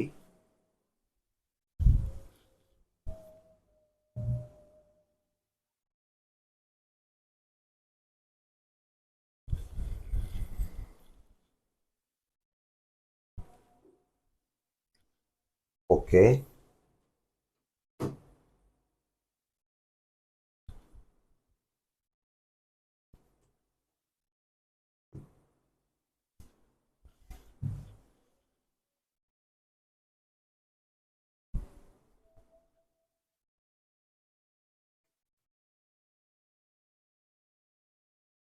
ಎಸ್ ನೋಡಿ, ಸಾರಿ, ಕೇಳಿ. ಅಗ್ನಿಶಿಲೆ, ಇಗ್ನೇಷಿಯಸ್ ರಾಕ್, ಆಂಗ್ಲ ಭಾಷೆಯಲ್ಲಿ ಕರಿತೀವಿ. ಇದು ಲ್ಯಾಟಿನ್ ಭಾಷೆ ಇಗ್ನಸ್ ಎಂಬ ಪದದಿಂದ ಬಂದಿದೆ. ಇಗ್ನಸ್ ಎಂದರೆ ಅಗ್ನಿ ಎಂದು ಅರ್ಥ. ಅಗ್ನಿ ಸಂಸ್ಕೃತ ಪದ, ಕನ್ನಡದಲ್ಲಿ ಬೆಂಕಿ ಎಂದು ಕರಿತೀವಿ. ಏನು? ಪ್ರಕೃತಿಯಲ್ಲಿ ಪ್ರಾಥಮಿಕವಾಗಿ ರಚನೆಯಾಗುವ ಶಿಲೆ. ಭೂ ಅಂತರಾಳದಲ್ಲಿರ್ತಕ್ಕಂಥ ಶಿಲಾಪಾಕ ಅಗ್ನಿ ತಾನೆ. ಆಂತರಿಕ ಒತ್ತಡದಿಂದ ಭೂ ಮೇಲ್ಮೈ ಚಲಿಸಿ ಬರುತ್ತೆ ತಾನೆ. ಮತ್ತೆ ಆಂತರಿಕ ಒತ್ತಡದಿಂದ ಭೂ ಅಂತರದಲ್ಲಿರ್ತಕ್ಕಂಥ ಶಿಲಾಪಾಕ ಅಗ್ನಿ ಇರೋದ್ರಿಂದ ಇದು ಅಗ್ನಿಶಿಲೆ. ಇದು ಪ್ರಕೃತಿಯಲ್ಲಿ ಬಂದು ಈಗಾಗಲೇ ಪ್ರಾಥಮಿಕವಾಗಿ ರಚನೆ ಆಗಿರ್ತಕ್ಕಂಥ ಶಿಲೆ ಆಗಿರುತ್ತೆ. ಯಾವ ಶಿಲೆ ಅಂತ ಬಂದಾಗ ಅಗ್ನಿಶಿಲೆ. ನೋಡಿ, ಲ್ಯಾಟಿನ್ ಭಾಷೆಯ ಇಗ್ನಸ್ ಎಂಬ ಪದದಿಂದ ಬಂದಿದೆ. ಸಂಸ್ಕೃತದಲ್ಲಿ ಅಗ್ನಿ ಎಂದು ಅರ್ಥ, ಕನ್ನಡದಲ್ಲಿ ನಾವು ಬೆಂಕಿ ಎಂದು ಕರಿತೀವಿ. ಇಗ್ನಸ್ ಎಂದರೆ ಅಗ್ನಿ ಎಂಬ ಅರ್ಥವನ್ನು ಕೊಡುತ್ತೆ. ಯಾಕ? ಅಂತರಾಳದ ಶಿಲಾಪಾಕವಿರುವುದರಿಂದ ಇದು ನಾವು ಅಗ್ನಿ ಅಂತ ಕರಿತೀವಿ. ಅಗ್ನಿಶಿಲೆ ಇತರೆ ಹೆಸರುಗಳನ್ನು ಬಂದಾಗ ಇದನ್ನ ಮೂಲ ಶಿಲೆ, ತಾಯಿ ಶಿಲೆ, ಪ್ರಾಥಮಿಕ ಶಿಲೆ, ಹೌದಾ, ಹೀಗೆ ಖನಿಜಾಂಶದ ಶಿಲೆ ಅಂತ ಕರಿತೀವಿ. ಯಾಕಂದ್ರೆ ಅದರಲ್ಲಿ ಖನಿಜಾಂಶ ಊದಿಕೊಂಡಿರುತ್ತೆ, ಪಳೆಯುಳಿಕೆ ಇರಲ್ಲ. ಅಗ್ನಿಯಲ್ಲಿ ಎಲ್ಲಿ ಜೀವಿಗಳು ಉಳಿತವೆ? ಪಳೆಯುಳಿಕೆ ಸಾಧ್ಯನೇ ಇಲ್ಲ, ಬೂದಿಯಾಗಿ ಹೋಗ್ಬಿಡುತ್ತೆ. ಇದರಲ್ಲಿ ಖನಿಜಾಂಶ ಇರುತ್ತೆ, ಹೌದಾ. ಈಗ ನಾವು ಕಬ್ಬಿಣದ ಅದಿರು ತೆಗಿತೀವಿ, ತಾಮ್ರದ ಅದಿರು, ಅದಿರು ತೆಗಿತೀವಲ್ವಾ, ಆ ರೀತಿ ಖನಿಜಾಂಶಗಳಿಂದ ಕೂಡಿರ್ತಕ್ಕಂಥ ಕಠಿಣ ಶಿಲೆಯಿಂದ ಕೂಡಿರುತ್ತೆ. ತುಂಬಾ ಕಠಿಣವಾಗಿರುತ್ತೆ ಶಿಲೆ, ಹೌದಾ. ಗಡಸಾದ ಶಿಲೆ ಅಂತ ಕರೆಸಿಕೊಳ್ಳುತ್ತೆ. ಅಂದರೆ ಈ ಶಿಲೆಗಳು ಬೆಂಕಿಯಿಂದ ಅಥವಾ ಅತಿಉಷ್ಣತೆಯಿಂದ ನಿರ್ಮಾಣವಾಗಿದ್ದು, ಭೂ ಅಂತರಾಳದ ಶಿಲಾಪಾಕವು ಶಿಲಾಪದರವನ್ನು ಸೀಳಿ ಭೂ ಮೇಲ್ಮೈ ಚಲಿಸಿ ಬಂದಾಗ ತಂಪಾಗಿ ಘನ ವಿಭಜಿಸಿ ರಚನೆಯಾಗುವ ಶಿಲೆ. ಹೇಳಿದ್ನಲ್ವಾ, ಭೂ ಅಂತರಾಳದ ಶಿಲಾಪಾಕವು ಆಂತರಿಕ ಒತ್ತಡದಿಂದ ಭೂ ಮೇಲ್ಮೈ ಬರುತ್ತೆ. ಯಾಕಂದ್ರೆ ಶಿಲೆಗಳು ಆಂತರಿಕ ಒತ್ತಡದಿಂದ ಬರಬೇಕಾದ್ರೆ ನೋಡಿ, ಪ್ಲೇಟ್ ಡೈವರ್ಜೆಂಟ್ ಆಗ್ತಿರುತ್ತೆ, ಕನ್ವರ್ಜೆಂಟ್ ಆಗ್ತಿರುತ್ತೆ, ಒಳಗಿಂದ ಅಗ್ನಿ ಮೇಲ್ ಬರ್ತಿರುತ್ತೆ, ಬಂದು ಪ್ರಕೃತಿಯಲ್ಲಿ ಪ್ರಥಮವಾಗಿ ರಚನೆಯಾಗಿ ಘನ ವಿಭಜಿಸಿ ರಚನೆಯಾಗುವ ಶಿಲೆ. ಈಗ ನೋಡಿ, ಇಲ್ಲಿ ಭೂ ಅಂತರದಲ್ಲಿ ಮ್ಯಾಗ್ಮಾ ಇದೆ, ಇದು ಆಂತರಿಕ ಒತ್ತಡದಿಂದ ಮೇಲ್ ಬರ್ತಾ ಇದೆ, ಮೇಲೆ ಬಂದು ಪ್ರಕೃತಿಯಲ್ಲಿ ಹೀಗೆ ಇಲ್ಲಿ ಶಿಲೆಗಳೇನಾಗ್ತವೆ, ರಚನೆ ಆಗ್ತಿರ್ತವೆ. ಸಂಪೂರ್ಣ ಮೇಲ್ಭಾಗದಲ್ಲಿ ಬಂದು ರಚನೆ ಆಗ್ಬಿಟ್ರೆ ನಾವು ಬೈಸರಣ, ಒಳಗಡೆ ರಚನೆ ಆದ್ರೆ ನಾವು ಇಗ್ನೇಷಿಯಸ್ ಇಂಟ್ರೆಸ್ಟ್ ಏನ್ ಕರಿತೀವಿ, ಇಂಟ್ರೆಷನ್ ಅಂದ್ರೆ ಅಂತಃಸರಣ ಅಗ್ನಿಶಿಲೆ ಅಂತ ಕರಿತೀವಿ. ನೋಡೋಣ ಅದನ್ನೆಲ್ಲ ನಾವು. ಹೌದಾ, ಇಲ್ಲಿ ನೋಡಿ, ಇವುಗಳು ಘನೀಕರಣದಿಂದ ನೇರವಾಗಿ ಅಗ್ನಿಶಿಲೆಗಳು ಉತ್ಪತ್ತಿಯಾಗುವುದರಿಂದ ಇವುಗಳನ್ನು ಪ್ರಾಥಮಿಕ ಶಿಲೆ ಎಂದು ನಾವು ಕರಿತೀವಿ. ಪ್ರಕೃತಿಯಲ್ಲಿ ಫಸ್ಟ್ ರಚನೆಯಾಗುವ ಶಿಲೆನೇ ಅಗ್ನಿಶಿಲೆ. ಪ್ರಕೃತಿಯಲ್ಲಿ ಫಸ್ಟ್ ರಚನೆಯಾಗುವ ಶಿಲೆ ಅಗ್ನಿಶಿಲೆ. ಆ ಶಿಲೆಯಿಂದಲೇ ನಮಗೆ ಪದರ ಶಿಲೆ ಸಿಗುತ್ತೆ ವಿನಃ ಪದರ ಶಿಲೆ ನೇರವಾಗಿ ಸಿಗಲ್ಲ. ಅಗ್ನಿನೇ ಪದರ ಆಗತ್ತೆ, ನಿಮಗೆ ಗೊತ್ತಾಗತ್ತೆ ಮುಂದೆ ಬೇಕಾದ್ರೆ ಸಂಪೂರ್ಣವಾಗಿ ಕೇಳಿ. ಭೂ ಅಂತರಾಳದ ಶಿಲಾಪಾಕ ಆಂತರಿಕ ಒತ್ತಡದಿಂದ ಭೂ ಮೇಲ್ಮೈ ಚಲಿಸಿ ಬಂದು ಪ್ರಕೃತಿಯಲ್ಲಿ ಆ ಅಗ್ನಿ ವಿವಿಧ ಪ್ರದೇಶಗಳಲ್ಲಿ ರಚನೆ ಆಗೋದಕ್ಕೆ ನಾವೇನು ಅಗ್ನಿಶಿಲೆ ಅಂತ ಕರಿತಾ ಇದೀವಲ್ವಾ. ಹೀಗೆ ಇವುಗಳು ಸಾಮಾನ್ಯವಾಗಿ ಹರಳಿನಿಂದ ಕಠಿಣವಾದ ಶಿಲೆಗಳಾಗಿರ್ತವೆ. ಯಾಕಂದ್ರೆ ಶಿಲಾಪಾಕ ತುಂಬಾ ಇರುತ್ತೆ, ಒತ್ತೊತ್ತಾಗಿರುತ್ತೆ. ಆ ಬೃಹತ್ ಮರಳಿನ ಕಣಗಳಿಂದ ಕೂಡಿರೋದ್ರಿಂದ ಗಡಸಾದ ಶಿಲೆಯಾಗಿ ಕಠಿಣತೆ ಅಂಶವನ್ನು ಒಳಗೊಂಡಿರ್ತಕ್ಕಂಥ ಶಿಲೆಯಾಗಿರುತ್ತೆ. ಯಾವ ಶಿಲೆ ಅಂತ ಬಂದಾಗ ಅಗ್ನಿಶಿಲೆ, ಅದನ್ನ ಕ್ರಿಸ್ಟಲ್ ರಾಕ್ ಅಂತ ಕರಿತೀವಿ. ಅಗ್ನಿಯಿಂದ ರಚನೆಯಾಗುವ ಕಾರಣ ಯಾವುದೇ ಜೈವಿಕ ಪಳೆಯುಳಿಕೆಗಳು ಇವುಗಳಲ್ಲಿ ಕಂಡು ಬರಲ್ಲ. ಅಥವಾ ಅಗ್ನಿ ಇದೆ ಅದರಲ್ಲಿ, ಪದರ ಶಿಲೆಯಲ್ಲಿ ಜೈವಿಕಾಂಶ ಇರುತ್ತೆ. ಹೇಗಂತ ಗೊತ್ತಾಗುತ್ತೆ ನಿಮ್ಗೆ. ಯಾಕಂದ್ರೆ ಅಗ್ನಿಶಿಲೆ ಹೋಗಿ ಪದರ ಶಿಲೆಯಾಗಬೇಕಾದ್ರೆ ಅದರಲ್ಲಿ ಜೀವಿಗಳು ಊದಿಕೊಳ್ತವೆ. ಇದು ಅಗ್ನಿ ಅಂತರಾಳದ ಶಿಲಾಪಾಕ ಪ್ರಕೃತಿಯಲ್ಲಿ ಬಂದು ರಚನೆ ಆಗ್ತಿದೆ. ಪ್ರಕೃತಿಯಲ್ಲಿ ಬಂದು ರಚನೆ ಆಗುತ್ತಿರ್ತಕ್ಕಂಥ ಅಗ್ನಿಯಲ್ಲಿ ಪಳುವಳಿಕೆಗಳು ಹೇಗೆ ಉಳಿದುಕೊಳ್ಳಲು ಸಾಧ್ಯ? ಇದರಲ್ಲಿ ಖನಿಜಾಂಶವನ್ನು ನೋಡಬಹುದು ವಿನಃ ನಾವು ಪಳುವಳಿಕೆಗಳು ನೋಡಲು ಸಾಧ್ಯವಿಲ್ಲ, ಕಾರಣ ಅಗ್ನಿ ಇರುವುದರಿಂದ. ಅರ್ಥ ಮಾಡ್ಕೋ, ಬಹಳ ಇಂಪಾರ್ಟೆಂಟು. ಹೌದಾ, ಆದರೆ ಖನಿಜಾಂಶಗಳಿಂದ ದೊರೆಯುತ್ತದೆ. ಉದಾಹರಣೆ ನಾನು ಹೇಳಿದೆ, ತಾಮ್ರದ ಅದಿರು, ಕ್ಯೂಪ್ರೈಟ್, ಕಬ್ಬಿಣದ ಅದಿರು, ಮ್ಯಾಗ್ನೆಟೈಟ್, ಅಲ್ಯೂಮಿನಿಯಂನ ಅದಿರು, ಬಾಕ್ಸೈಟ್ ಅಂತ ನಾವು ಎಕ್ಸಾಂಪಲ್ ತಗೊಂಡಿವಿ. ಇಲ್ಲಿ ನೋಡಿ, ಅಗ್ನಿಶಿಲೆಗಳಿಗೆ ಅಂತ ಬಂದಾಗ ನಾವು ಉದಾಹರಣೆ ತಗೊಂಡಿ ನೋಡಿ. ಇಲ್ಲಿ ನೋಡಿಗ ಹೆಮಟೈಟ್, ಮ್ಯಾಗ್ನೆಟೈಟ್, ಸಿಡರೈಟ್, ಏನಿದು ಶಿಲೆಗಳು. ಈ ಶಿಲೆಗಳಲ್ಲಿ ಏನಿದೆ? ಆ ಕಬ್ಬಿಣದ ಅಂಶ ಇದೆ. ಆ ಕಬ್ಬಿಣದ ಅಂಶವನ್ನು ಆಧಾರದ ಮೇಲೆ ಅದಿರುಗಳನ್ನು ವಿಭಾಗ ಮಾಡ್ತೀವಿ. ಹೆಮಟೈಟ್, ಮ್ಯಾಗ್ನೆಟೈಟ್, ಲಿಮೋನೈಟ್, ಸಿಡರೈಟ್ ಅಂತಂದೇಳಿ ಶಿಲೆಗಳಲ್ಲಿ ಇದೆ ಅದರಲ್ಲಿ. ಹೌದಾ, ನೆಕ್ಸ್ಟ್ ನೋಡಿ ಇಲ್ಲಿ ನೋಡಿಗ ಪೈರೈಟ್, ಹೌದಾ, ಏನಿದು ಲಿಮೋನೈಟ್, ಹೌದಾ, ಇಲ್ಮಿನೈಟ್ ಅಂತಂದೇಳಿ ಕೆಲವು ಶಿಲೆಗಳನ್ನು ನಾವು ಏನ್ ಮಾಡ್ಬೋದು, ನೋಡ್ಬಹುದು. ಹಾಗಾದ್ರೆ ನೋಡೋಣ ಪ್ರಿಯ ಸ್ನೇಹಿತರೆ, ಇದೆಲ್ಲ ಏನಿದು ಕಬ್ಬಿಣದ ಅದಿರುಗಳಿವೆಲ್ಲವೂ 6 ಸಹ. ಹೌದಾ, ಕಬ್ಬಿಣದ ಅದಿರು ಅಂದ್ರೆ ಇದರಲ್ಲಿ ಕಬ್ಬಿಣದ ಅಂಶದ ಆಧಾರದ ಮೇಲೆ ವಿವಿಧ ಭಾಗಗಳಾಗಿ ವಿಭಾಗ ಮಾಡ್ತೀವಿ. ಇದರಲ್ಲಿ ಏನು ಉದ್ಕೊಂಡಿದೆ? ಕಬ್ಬಿಣ. ಇದೇನು ಶಿಲೆ? ಯಾವ ಶಿಲೆ? ಅಗ್ನಿಶಿಲೆ. ಏನಿದೆ? ಖನಿಜದ ಅಂಶ, ಖನಿಜಾಂಶ. ಲೋಹೋದ್ಧರಣ ಮಾಡಿ ತೆಕ್ಕಂತೀವಿ, ಲೋಹ. ಹೌದಾ, ಎಸ್, ಪಳೆಯುಳಿಕೆ ಸಿಗಲ್ಲ. ಅಗ್ನಿಶಿಲೆಗಳು ರಾಸಾಯನಿಕ ಸಂಯೋಗ ಮತ್ತು ಹಾಗೂ ಗುಣಲಕ್ಷಣಗಳ ಆಧಾರದ ಮೇಲೆ ನಾವು ವಿವಿಧ ಭಾಗಗಳಾಗಿ ವಿಂಗಡಿಸುತ್ತೇವೆ. ರಾಸಾಯನಿಕ ಸಂಯೋಜನೆ ಆಧಾರದ ಮೇಲೆ ವಿಂಗಡಣೆ ಅಂತ ಬಂದಾಗ, ರಾಸಾಯನಿಕ ಸಂಯೋಜನೆ ಆಧಾರದ ಮೇಲೆ ವಿಂಗಡಣೆ ನೋಡಿ. ಮೊದಲನೇದು ರಾಸಾಯನಿಕ ಸಂಯೋಜನೆ ಹಾಗೂ ಗುಣಲಕ್ಷಣದ ಆಧಾರ, ಎರಡು ತಗೊಂತೀವಿ. ಮೊದಲು ರಾಸಾಯನಿಕ ಸಂಯೋಗ. ಇದು ಅವುಗಳ ರಚನೆಯ ಶಿಲಾಪಾಕದ ಗುಣಲಕ್ಷಣವನ್ನು ಅವಲಂಬಿಸಿರುತ್ತದೆ. ಅಗ್ನಿಶಿಲೆಯು ಪ್ರಮುಖವಾಗಿ ನೋಡಿ, ಅಗ್ನಿಶಿಲೆಯು ಪ್ರಮುಖ, ಅದರಲ್ಲಿ ಏನಿದೆ? ರಾಸಾಯನಿಕ ಸಂಯೋಗ ಏನಿದೆ? ಸಿಲಿಕಾನ್, ಆಮ್ಲಜನಕ, ಕಬ್ಬಿಣ, ಅಲ್ಯೂಮಿನಿಯಂ, ಸುಣ್ಣ, ಪೊಟ್ಯಾಷಿಯಂ, ಸೋಡಿಯಂ ಮತ್ತು ಮ್ಯಾಗ್ನೀಷಿಯಂ ಈ ಧಾತುಗಳಿಂದ ಕೂಡಿದೆ. ಭೂಮಿಯ ಅಂತರಾಳದಲ್ಲಿ ಕಂಡು ಬರ್ತಕ್ಕಂಥ ಮೂಲ ಧಾತುಗಳಲ್ಲಿ ಕಂಡು ಬರ್ತಾ ಇದಾವೆ ತಾನೆ. ಫಸ್ಟ್ ಯಾವ್ದು ಬಂದು ಬರುತ್ತೆ? ಆಮ್ಲಜನಕ, ನೆಕ್ಸ್ಟ್ ಸಿಲಿಕಾನ್, ಆಮೇಲೆ ಕಬ್ಬಿಣ, ಅಲ್ಯೂಮಿನಿಯಂ. ಈಗಲೇ ನೋಡಿದಿವಲ್ವಾ ನಾವು? ಹೌದಾ, ಹೌದಾ. ಆಮ್ಲಜನಕ 47%, ಸಿಲಿಕಾನ್ ಸಿಲಿಕಾನ್ ಅಂತ ತೆಗೆದುಕೊಂಡಾಗ ಇದೆಷ್ಟು 27%, ಅಲ್ಯೂಮಿನಿಯಂ ಅಂತ ಬಂದಾಗ ಭೂತ ಮೇಲ್ಭಾಗದಲ್ಲಿ 8%, ಇದು ಬಂದಾಗ ಎಷ್ಟು ಪರ್ಸೆಂಟ್? 6% ಎಲ್ಲ ನೋಡ್ಕೊಂತ ಹೋದ್ವಲ್ವಾ ನಾವು. ಎಸ್, ಧಾತುಗಳಿಂದ ಇದರಲ್ಲಿ ಸಿಲಿಕಾನ್ ಆಕ್ಸೈಡ್ ನ ಪ್ರಮಾಣವು ಹೆಚ್ಚಿರುತ್ತದೆ. ಆದರೆ ಇದರ ಶೇಕಡಾವಾರು ಪ್ರಮಾಣವು ಆಧಾರದ ಮೇಲೆ 2 ವಿಧಗಳಾಗಿ ವಿಭಾಗ ಮಾಡ್ತೀವಿ. ಏನ್ ಆಧಾರದ ಮೇಲೆ? ರಾಸಾಯನಿಕ ಸಂಯೋಗದಿಂದ ಒಳಗೊಂಡಿರ್ತಕ್ಕಂಥ ಅಗ್ನಿಶಿಲೆಗಳಲ್ಲಿ ಪ್ರಮುಖವಾಗಿ ಬರ್ತಕ್ಕಂಥ ಪ್ರಮುಖ ಧಾತುಗಳು ಸಿಲಿಕಾನ್, ಆಮ್ಲಜನಕ, ಅಲ್ಯೂಮಿನಿಯಂ, ಮ್ಯಾಗ್ನೀಷಿಯಂ, ಪೊಟ್ಯಾಷಿಯಂ, ಸೋಡಿಯಂ. ಹೀಗೆ ಅದರಲ್ಲಿರ್ತಕ್ಕಂಥ ಅತಿ ಹೆಚ್ಚು ಪ್ರಮಾಣದಲ್ಲಿ ಕಂಡು ಬರ್ತಕ್ಕಂಥ ಸಿಲಿಕಾನ್ ಯುಕ್ತ ಅಂಶವನ್ನು ಒಳಗೊಂಡಿರ್ತಕ್ಕಂಥ ಆಧಾರದ ಮೇಲೆ ನಾವು ಮತ್ತೆ 2 ಭಾಗಗಳಾಗಿ, ಅದು ಕ್ಷಾರೀಯ ಮತ್ತು ಆಮ್ಲೀಯ, ಗೊತ್ತಿಲ್ಲ, ಆಸಿಡ್ ಅಂಡ್ ಬೇಸ್. ಹೀಗೆ ನಾವು ಆಸಿಡ್ ಅಂಡ್ ಬೇಸ್ ಅಂತಂದ್ರೆ ನಾವು ಸಿಲಿಕಾನ್ ಯುಕ್ತ ಆಧಾರದ ಮೇಲೆ ವಿಭಾಗ ಮಾಡ್ತಾ ಇದೀವಲ್ವಾ. ಆಸಿಡ್ ರಾಕ್ ಅಂತ ಬಂದಾಗ ಆಮ್ಲೀಯ ಅಗ್ನಿಶಿಲೆ. ಹೌದಾ, ಇದು ಆಸಿಡ್ ಇಗ್ನೇಷಿಯಸ್ ರಾಕ್ ಅಂತ ಕರಿತೈತಿ. ಇದರಲ್ಲಿ ಶೇಕಡವಾರು 50ಕ್ಕಿಂತ ಹೆಚ್ಚು ಪ್ರಮಾಣದಲ್ಲಿ ಸಿಲಿಕಾನ್ ಧಾತನ್ನು ಕೂಡಿರುತ್ತದೆ. 50ಕ್ಕಿಂತ ಹೆಚ್ಚು ಪ್ರಮಾಣದಲ್ಲಿ ಸಿಲಿಕಾನ್ ಯುಕ್ತ ಅಂಶವನ್ನು ಹೊಂದಿದ್ದು, ಇದು ಕಡಿಮೆ ಸಾಂದ್ರತೆಯನ್ನು ಹೊಂದಿದ್ದು, ಇದು ಬಿಳಿ, ಬೂದು, ಕಂದು ಬಣ್ಣದಿಂದ ಕೂಡಿರುತ್ತದೆ. ಉದಾಹರಣೆಗೆ ಗ್ರಾನೈಟ್ ಮತ್ತು ಅಬಿಸಿಡಿಯನ್ ಎನ್ನುವಂತ ಶಿಲೆ. ಗ್ರಾನೈಟ್ ಮತ್ತು ಅಬಿಸಿಡಿಯನ್. ಇಲ್ಲಿ ಬೇರೆ ಇದನ್ನು ಕೊಟ್ಟಿದ್ದಾನೆ ನೋಡಿ, ಅಲ್ಲಿ ಗ್ರಾನೈಟ್ ಕೊಟ್ಟಿದ್ದಾನೆ. This is the granite.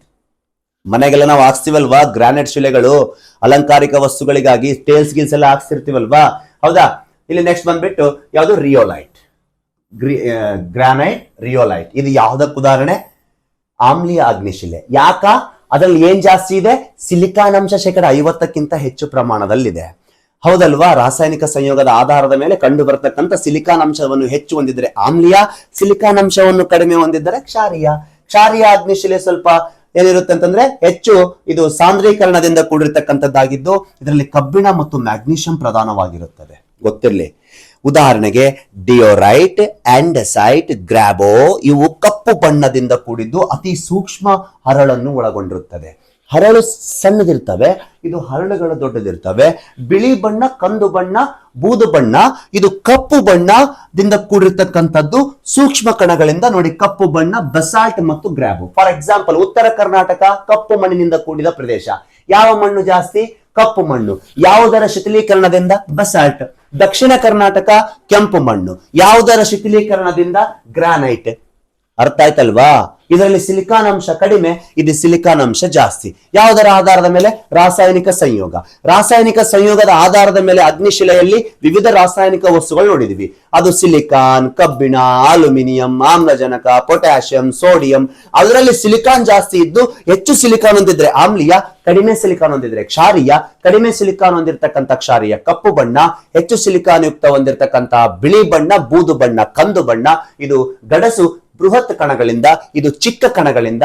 ಕಪ್ಪು ಮಣ್ಣು ನೋಡಿ, ಚಿಕ್ಕ ಚಿಕ್ಕ ಕಣಗಳಾಗಿ ರಚನೆಯಾಗುವುದರಿಂದ ಮಣ್ಣಿನಲ್ಲಿ ನೀರನ್ನು ಹಿಡಿದಿಟ್ಟುಕೊಳ್ಳುವ ಸಾಮರ್ಥ್ಯ ಜಾಸ್ತಿ. ಎಕ್ಸಾಂಪಲ್ ಬಸಾಲ್ಟ್ ಶಿಥಿಲೀಕರಣದಿಂದ. ದಕ್ಷಿಣ ಕರ್ನಾಟಕ ಕೆಂಪು ಮಣ್ಣು, ಮರಳುಯುಕ್ತ ಅಂಶ ಜಾಸ್ತಿ, ಇದರಲ್ಲಿ ಜೇಡಿಯುಕ್ತ ಅಂಶ ಜಾಸ್ತಿ, ಮರಳುಯುಕ್ತ ಅಂಶ ಜಾಸ್ತಿ. ಕೆಂಪು ಮಣ್ಣಿಗೆ ನೀರನ್ನು ಹಿಡಿದಿಟ್ಟುಕೊಳ್ಳುವ ಸಾಮರ್ಥ್ಯ ಕಡಿಮೆ. ಅರ್ಥ ಆಗ್ತಿದೆ ಅಲ್ವಾ. ನೋಡಿ, ಶಿಲೆ ಶಿಥಿಲೀಕರಣ ಆಗಿದ್ದು ನಾನು ಮಾತಾಡ್ತಾ ಇದ್ದೀನಿ, ಮಣ್ಣು ಮಾತಾಡ್ತಾ ಇದ್ದೀನಿ. ಮಣ್ಣು ಮುಂದೆ ಟಾಪಿಕ್ ಇದೆ, ಮಾತಾಡೋಣ. ಅರ್ಥ ಆಯ್ತಲ್ವಾ. ಎಸ್ ಪ್ರಿಯ ಸ್ನೇಹಿತರೆ, ಅಪಿ ಉದಾಹರಣೆಗಳೇ ಜಾಸ್ತಿ ಕೇಳ್ತಾನ ಎಕ್ಸಾಮ್ಗೆ, ವೆರಿ ಇಂಪಾರ್ಟೆಂಟ್. ನಿರ್ಮಾಣವಾಗುವ ಸ್ಥಳದ ಮೇಲೆ ವಿಂಗಡಣೆ.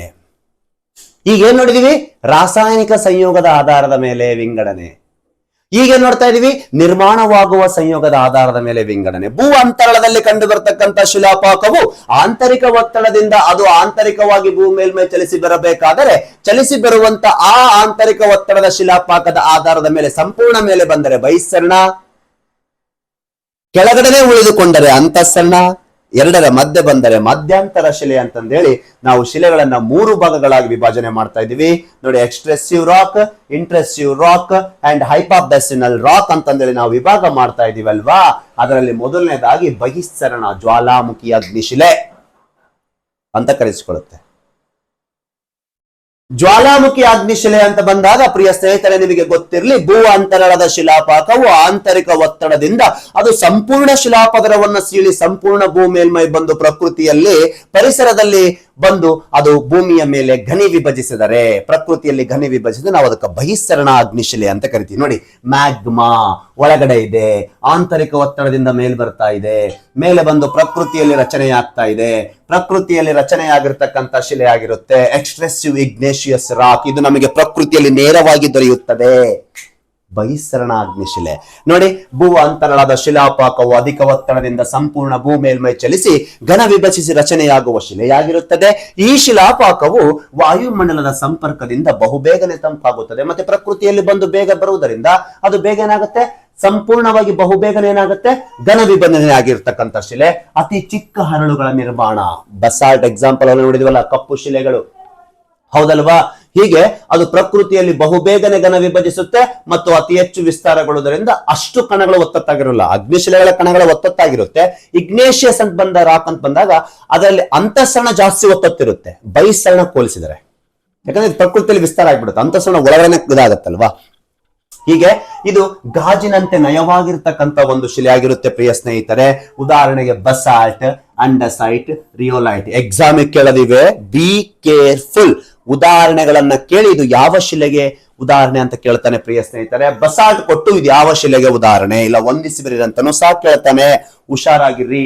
ನೋಡಿ, ಭೂ ಅಂತರಾಳದ ಶಿಲಾಪಾಕವು ಆಂತರಿಕ ಒತ್ತಡದಿಂದ ಅದು ಸಂಪೂರ್ಣವಾಗಿ ಭೂ ಮೇಲ್ಮೈ ಬಂದು ಪ್ರಕೃತಿಯಲ್ಲಿ ಬಹುಬೇಗನೆ ತಂಪಾಗುತ್ತದೆ. ಕಾರಣ ವಾತಾವರಣದಲ್ಲಿ ಬಹುಬೇಗನೆ ಒಳಗಿನಿಂದ ಮೇಲಿರೋದ್ರಿಂದ ಬೇಗ ತಂಪಾಗುವ ಶಿಲೆಯಾಗಿರುತ್ತೆ. ಅತಿ ಹೆಚ್ಚು ವಿಸ್ತಾರಗೊಳ್ಳುತ್ತೆ, ಚಿಕ್ಕ ಚಿಕ್ಕ ಕಣಗಳಿಂದ ಕೂಡಿರುತ್ತೆ, ಸ್ಫಟಿಕ ರೂಪವನ್ನು ಒಳಗೊಂಡಿರ್ತಕ್ಕಂಥ ಗಾಜಿನ ನಯವಾಗಿರ್ತಕ್ಕಂಥ ಒಂದು ಶಿಲೆಯಾಗಿರುತ್ತೆ ಪ್ರಿಯ ಸ್ನೇಹಿತರೆ. ಉದಾಹರಣೆ ಬಸಾಲ್ಟ್ ಅಂಡಸೈಟ್ ರಿಯೋಲೈಟ್. ಭಾರತದ ದಕ್ಕನ್ ಪ್ರಸ್ಥಭೂಮಿಯ ಮಧ್ಯಭಾಗದಲ್ಲಿ ಹೆಚ್ಚು ಕಂಡು ಬರುತ್ತೆ. ಉದಾಹರಣೆ ಅಪಿ ನಮ್ಮ ಭಾರತದ ಮಧ್ಯಭಾಗದಲ್ಲಿ ಮಹಾರಾಷ್ಟ್ರ ಬರುತ್ತೆ, ಆಮೇಲೆ ಕರ್ನಾಟಕ, ತೆಲಂಗಾಣ ಈ ಭಾಗ ಬಂದಾಗ ನೋಡಿ ಎಲ್ಲ ಏನಿದೆ, ಕಪ್ಪು ಮಣ್ಣು ಜಾಸ್ತಿ ಇದೆ. ಆ ಒಂದು ಪ್ರದೇಶದಲ್ಲಿ ಬಹಿಸ್ಸರಣ ಅಗ್ನಿಶಿಲೆ ಮೇಲೆ ಬಂದು ವಿಸ್ತಾರ ಆಗಿರ್ತಕ್ಕಂಥ ಶಿಲೆ, ಹೌದಲ್ವಾ? ಹೀಗೆ ಬಹಿಸ್ಸರಣ ಅಗ್ನಿಶಿಲೆ ದಕ್ಕನ್ ಪ್ರಸ್ಥಭೂಮಿಯ ಮಧ್ಯಭಾಗದಲ್ಲಿ ನೋಡಿ. ಉದಾಹರಣೆ ಮಹಾರಾಷ್ಟ್ರ, ಉತ್ತರ ಕರ್ನಾಟಕ, ತೆಲಂಗಾಣ ಕಪ್ಪು ಮಣ್ಣಿನ ನಾಡು ಎಂದು ಕರೆಸಿಕೊಳ್ಳುತ್ತೆ. ನಮ್ಮ ಉತ್ತರ ಕನ್ನಡ ಫೇಮಸ್ ಕಪ್ಪು ಮಣ್ಣು, ತುಂಬಾ ಚಿಕ್ಕ ಚಿಕ್ಕ ಕಣಗಳಿಂದ ಕೂಡಿರ್ತಕ್ಕಂಥ ಮಣ್ಣು. ಹಾಗಾಗಿ ಅದರಲ್ಲಿ ಜೈವಿಕಾಂಶ ಹಿಡಿದಿಟ್ಟುಕೊಳ್ಳುವ, ಖನಿಜಾಂಶ ಹಿಡಿದುಕೊಳ್ಳುವ, ರಾಸಾಯನಿಕ ಸಂಯೋಗವನ್ನು ಹಿಡಿದಿಟ್ಟುಕೊಳ್ಳುವ, ಈಗ ಲವಣಾಂಶವನ್ನು ಹಿಡಿದಿಟ್ಟುಕೊಳ್ಳುವ ಎಲ್ಲ ಗುಣವನ್ನು ಹೊಂದಿರೋದ್ರಿಂದ ನೀರನ್ನು ಹಿಡಿದಿಟ್ಟುಕೊಳ್ಳುವ ತೂಕಭರಿತ ಮಣ್ಣು ಅಂತ ಕರೆಸಿಕೊಳ್ಳುವ ಚಿಕ್ಕ ಚಿಕ್ಕ ಕಣ ಇರುತ್ತೆ, ಹೌದಾ? ಬಹಿಸ್ಸರಣ ಅಗ್ನಿಶಿಲೆ ಜೇಡಿಯುಕ್ತ ಚಿಕ್ಕ ಕಣಗಳಿಂದ ಕೂಡಿದ ಒಂದು ಮಣ್ಣಾಗಿರುತ್ತೆ ಪ್ರಿಯ ಸ್ನೇಹಿತರೆ. ಉದಾಹರಣೆಗೆ ನೋಡಿ, ಅಬಿಸೆಡನ್, ಇಲ್ಲಿ ನೋಡಿ ಪ್ಯೂಮೈಸ್, ರಿಯೋಲೈಟ್, ಅಂಡಸೈಟ್, ಬಸಾಲ್ಟ್, ಸುರಿಯಾ ಎನ್ನುವಂತ ಕೆಲವು ಶಿಲೆಗಳು ಬರ್ತವೆ. ಇದು ಯಾವುದಕ್ಕೆ ಉದಾಹರಣೆ ಅಂತ ಬಂದಾಗ ಬಹಿಸ್ಸರಣ. ಬಹಿಸ್ಸರಣ ನಾನು ಮಾತಾಡಿದ್ದು ಈಗ ಬಹಿಸ್ಸರಣ. ಈಗ ಅಂತಃಸರಣ ಒಳಗಡೆನೆ, ಮೇಲ್ ಬರಲ್ಲ. ಇದು ನಾವು ಕ್ವಾರಿ ಮಾಡಿ ತೆಕ್ಕಬೇಕು, ಮೈನಿಂಗ್ ಮಾಡಿ, ಕ್ವಾರಿ ಮಾಡಿ, ಡೈನಮೈಟ್ ಬೆಳೆಸಿ, ಶಿಲೆಗಳನ್ನ ಸಿಡಿಸಿ ಅಲ್ಲಿಂದ ಲಾರಿ ಟ್ರಿಪ್ಪರ್ಗಳಿಂದ ನಾವು ಮೇಲೆ ತಗೊಂಡ್ಬರ್ತೀವಿ. ನೋಡಿ, ಅಂತಃಸರಣ ಅಗ್ನಿಶಿಲೆ. ಇದು ಪ್ಲಾಟೋನಿಕ್ ಎಂಬ ಗ್ರೀಕ್ ಭಾಷೆಯಿಂದ ಬಂದ ಪದವಾಗಿದ್ದು, ಭೂ ಅಂತರಾಳದ ಶಿಲಾಪಾಕವು ಭೂ ಮೇಲ್ಮೈ ಚಲಿಸಿ ಬರುವ ಭೂಮಿಯ ಅಂತರಾಳದಲ್ಲೇ ಘನ ವಿಭಜನೆಯಾಗುವ ಶಿಲೆ. ಈಗ ಭೂ ಅಂತರಾಳದ ಶಿಲಾಪಾಕ ಆಂತರಿಕ ಒತ್ತಡದಿಂದ ಸಂಪೂರ್ಣವಾಗಿ ಭೂ ಮೇಲ್ಮೈ ಬಂದು ಪರಿಸರದಲ್ಲಿ ವಿಸ್ತಾರಗೊಂಡ್ರೆ ನಾವು ಅದಕ್ಕೆ ಏನ್ ಕರಿತೀವಿ? ಬಹಿಸ್ಸರಣ ಅಗ್ನಿಶಿಲೆ ಅಂತ ಕರಿತೀವಿ, ಹೌದಾ? ಹೀಗೆ ಬಹಿಸ್ಸರಣ ಅಗ್ನಿಶಿಲೆ ಆಗಿರುತ್ತೆ ಇದು. ಅಂತಃಸರಣ ಅಗ್ನಿಶಿಲೆ ಅಂತ ಬಂದಾಗ ಭೂ ಅಂತರಾಳದ ಶಿಲಾಪಾಕವು ಆಂತರಿಕ ಒತ್ತಡದಿಂದ ಸಂಪೂರ್ಣ ಭೂ ಮೇಲ್ಮೈ ಬರದೆ ಆಂತರಿಕವಾಗಿ ರಚನೆಯಾಗುತ್ತಿದೆ. ಹಾಗಾಗಿ ಇದು ಸ್ವಲ್ಪ ಒತ್ತೊತ್ತಾಗಿರುತ್ತದೆ. ಅದೇ ರೀತಿ ಇದು ಬಹುಬೇಗನೆ ಘನ ವಿಭಜಿಸುತ್ತದೆ. ಇದಕ್ಕೆ ಹೋಲಿಸಿದರೆ ಇದು ನಿಧಾನವಾಗಿ ಘನ ವಿಭಜಿಸುತ್ತದೆ. ನಿಧಾನವಾಗಿ ತಂಪಾಗುವ ಮತ್ತು ಅಣುಗಳು ತುಂಬಾ ಒತ್ತೊತ್ತಾಗುವುದರಿಂದ ಬಹಿಸ್ಸರಣ ಅಗ್ನಿಶಿಲೆಗೊಳಿಸಿದರೆ ಇದು ಗಡುಸಾದ ಕಠಿಣತೆಯಿಂದ ಕೂಡಿರ್ತಕ್ಕಂಥ ಶಿಲೆಯಾಗಿರುತ್ತದೆ ಅಂತಃಸರಣ ಅಗ್ನಿಶಿಲೆ. ಅಂತರಾಳದಲ್ಲಿರುವುದರಿಂದ ನಿಧಾನವಾಗಿ ಘನ ವಿಭಜಿಸುವುದು, ದಪ್ಪನೆಯ ಹರಳುಗಳು ಸ್ಪಷ್ಟವಾಗಿ ಕಂಡುಬರುತ್ತವೆ. ಯಾಕೆ ಹೇಳಿ? ಅದು ಒತ್ತೊತ್ತಾಗುವುದರಿಂದ ದಪ್ಪನೆ ಹರಳುಗಳು, ಅದು ಪ್ರಕೃತಿಯಲ್ಲಿ ವಿಸ್ತಾರಗೊಳ್ಳೋದ್ರಿಂದ ಚಿಕ್ಕ ಚಿಕ್ಕ ಕಣಗಳು ಬಹಿಸ್ಸರಣ. ಹೀಗೆ ಹರಳು ಶಿಲೆಗಳೆಂದೇ ಸಹ ಕರೆಯುವ ಶಿಲೆಯಾಗಿರುತ್ತದೆ.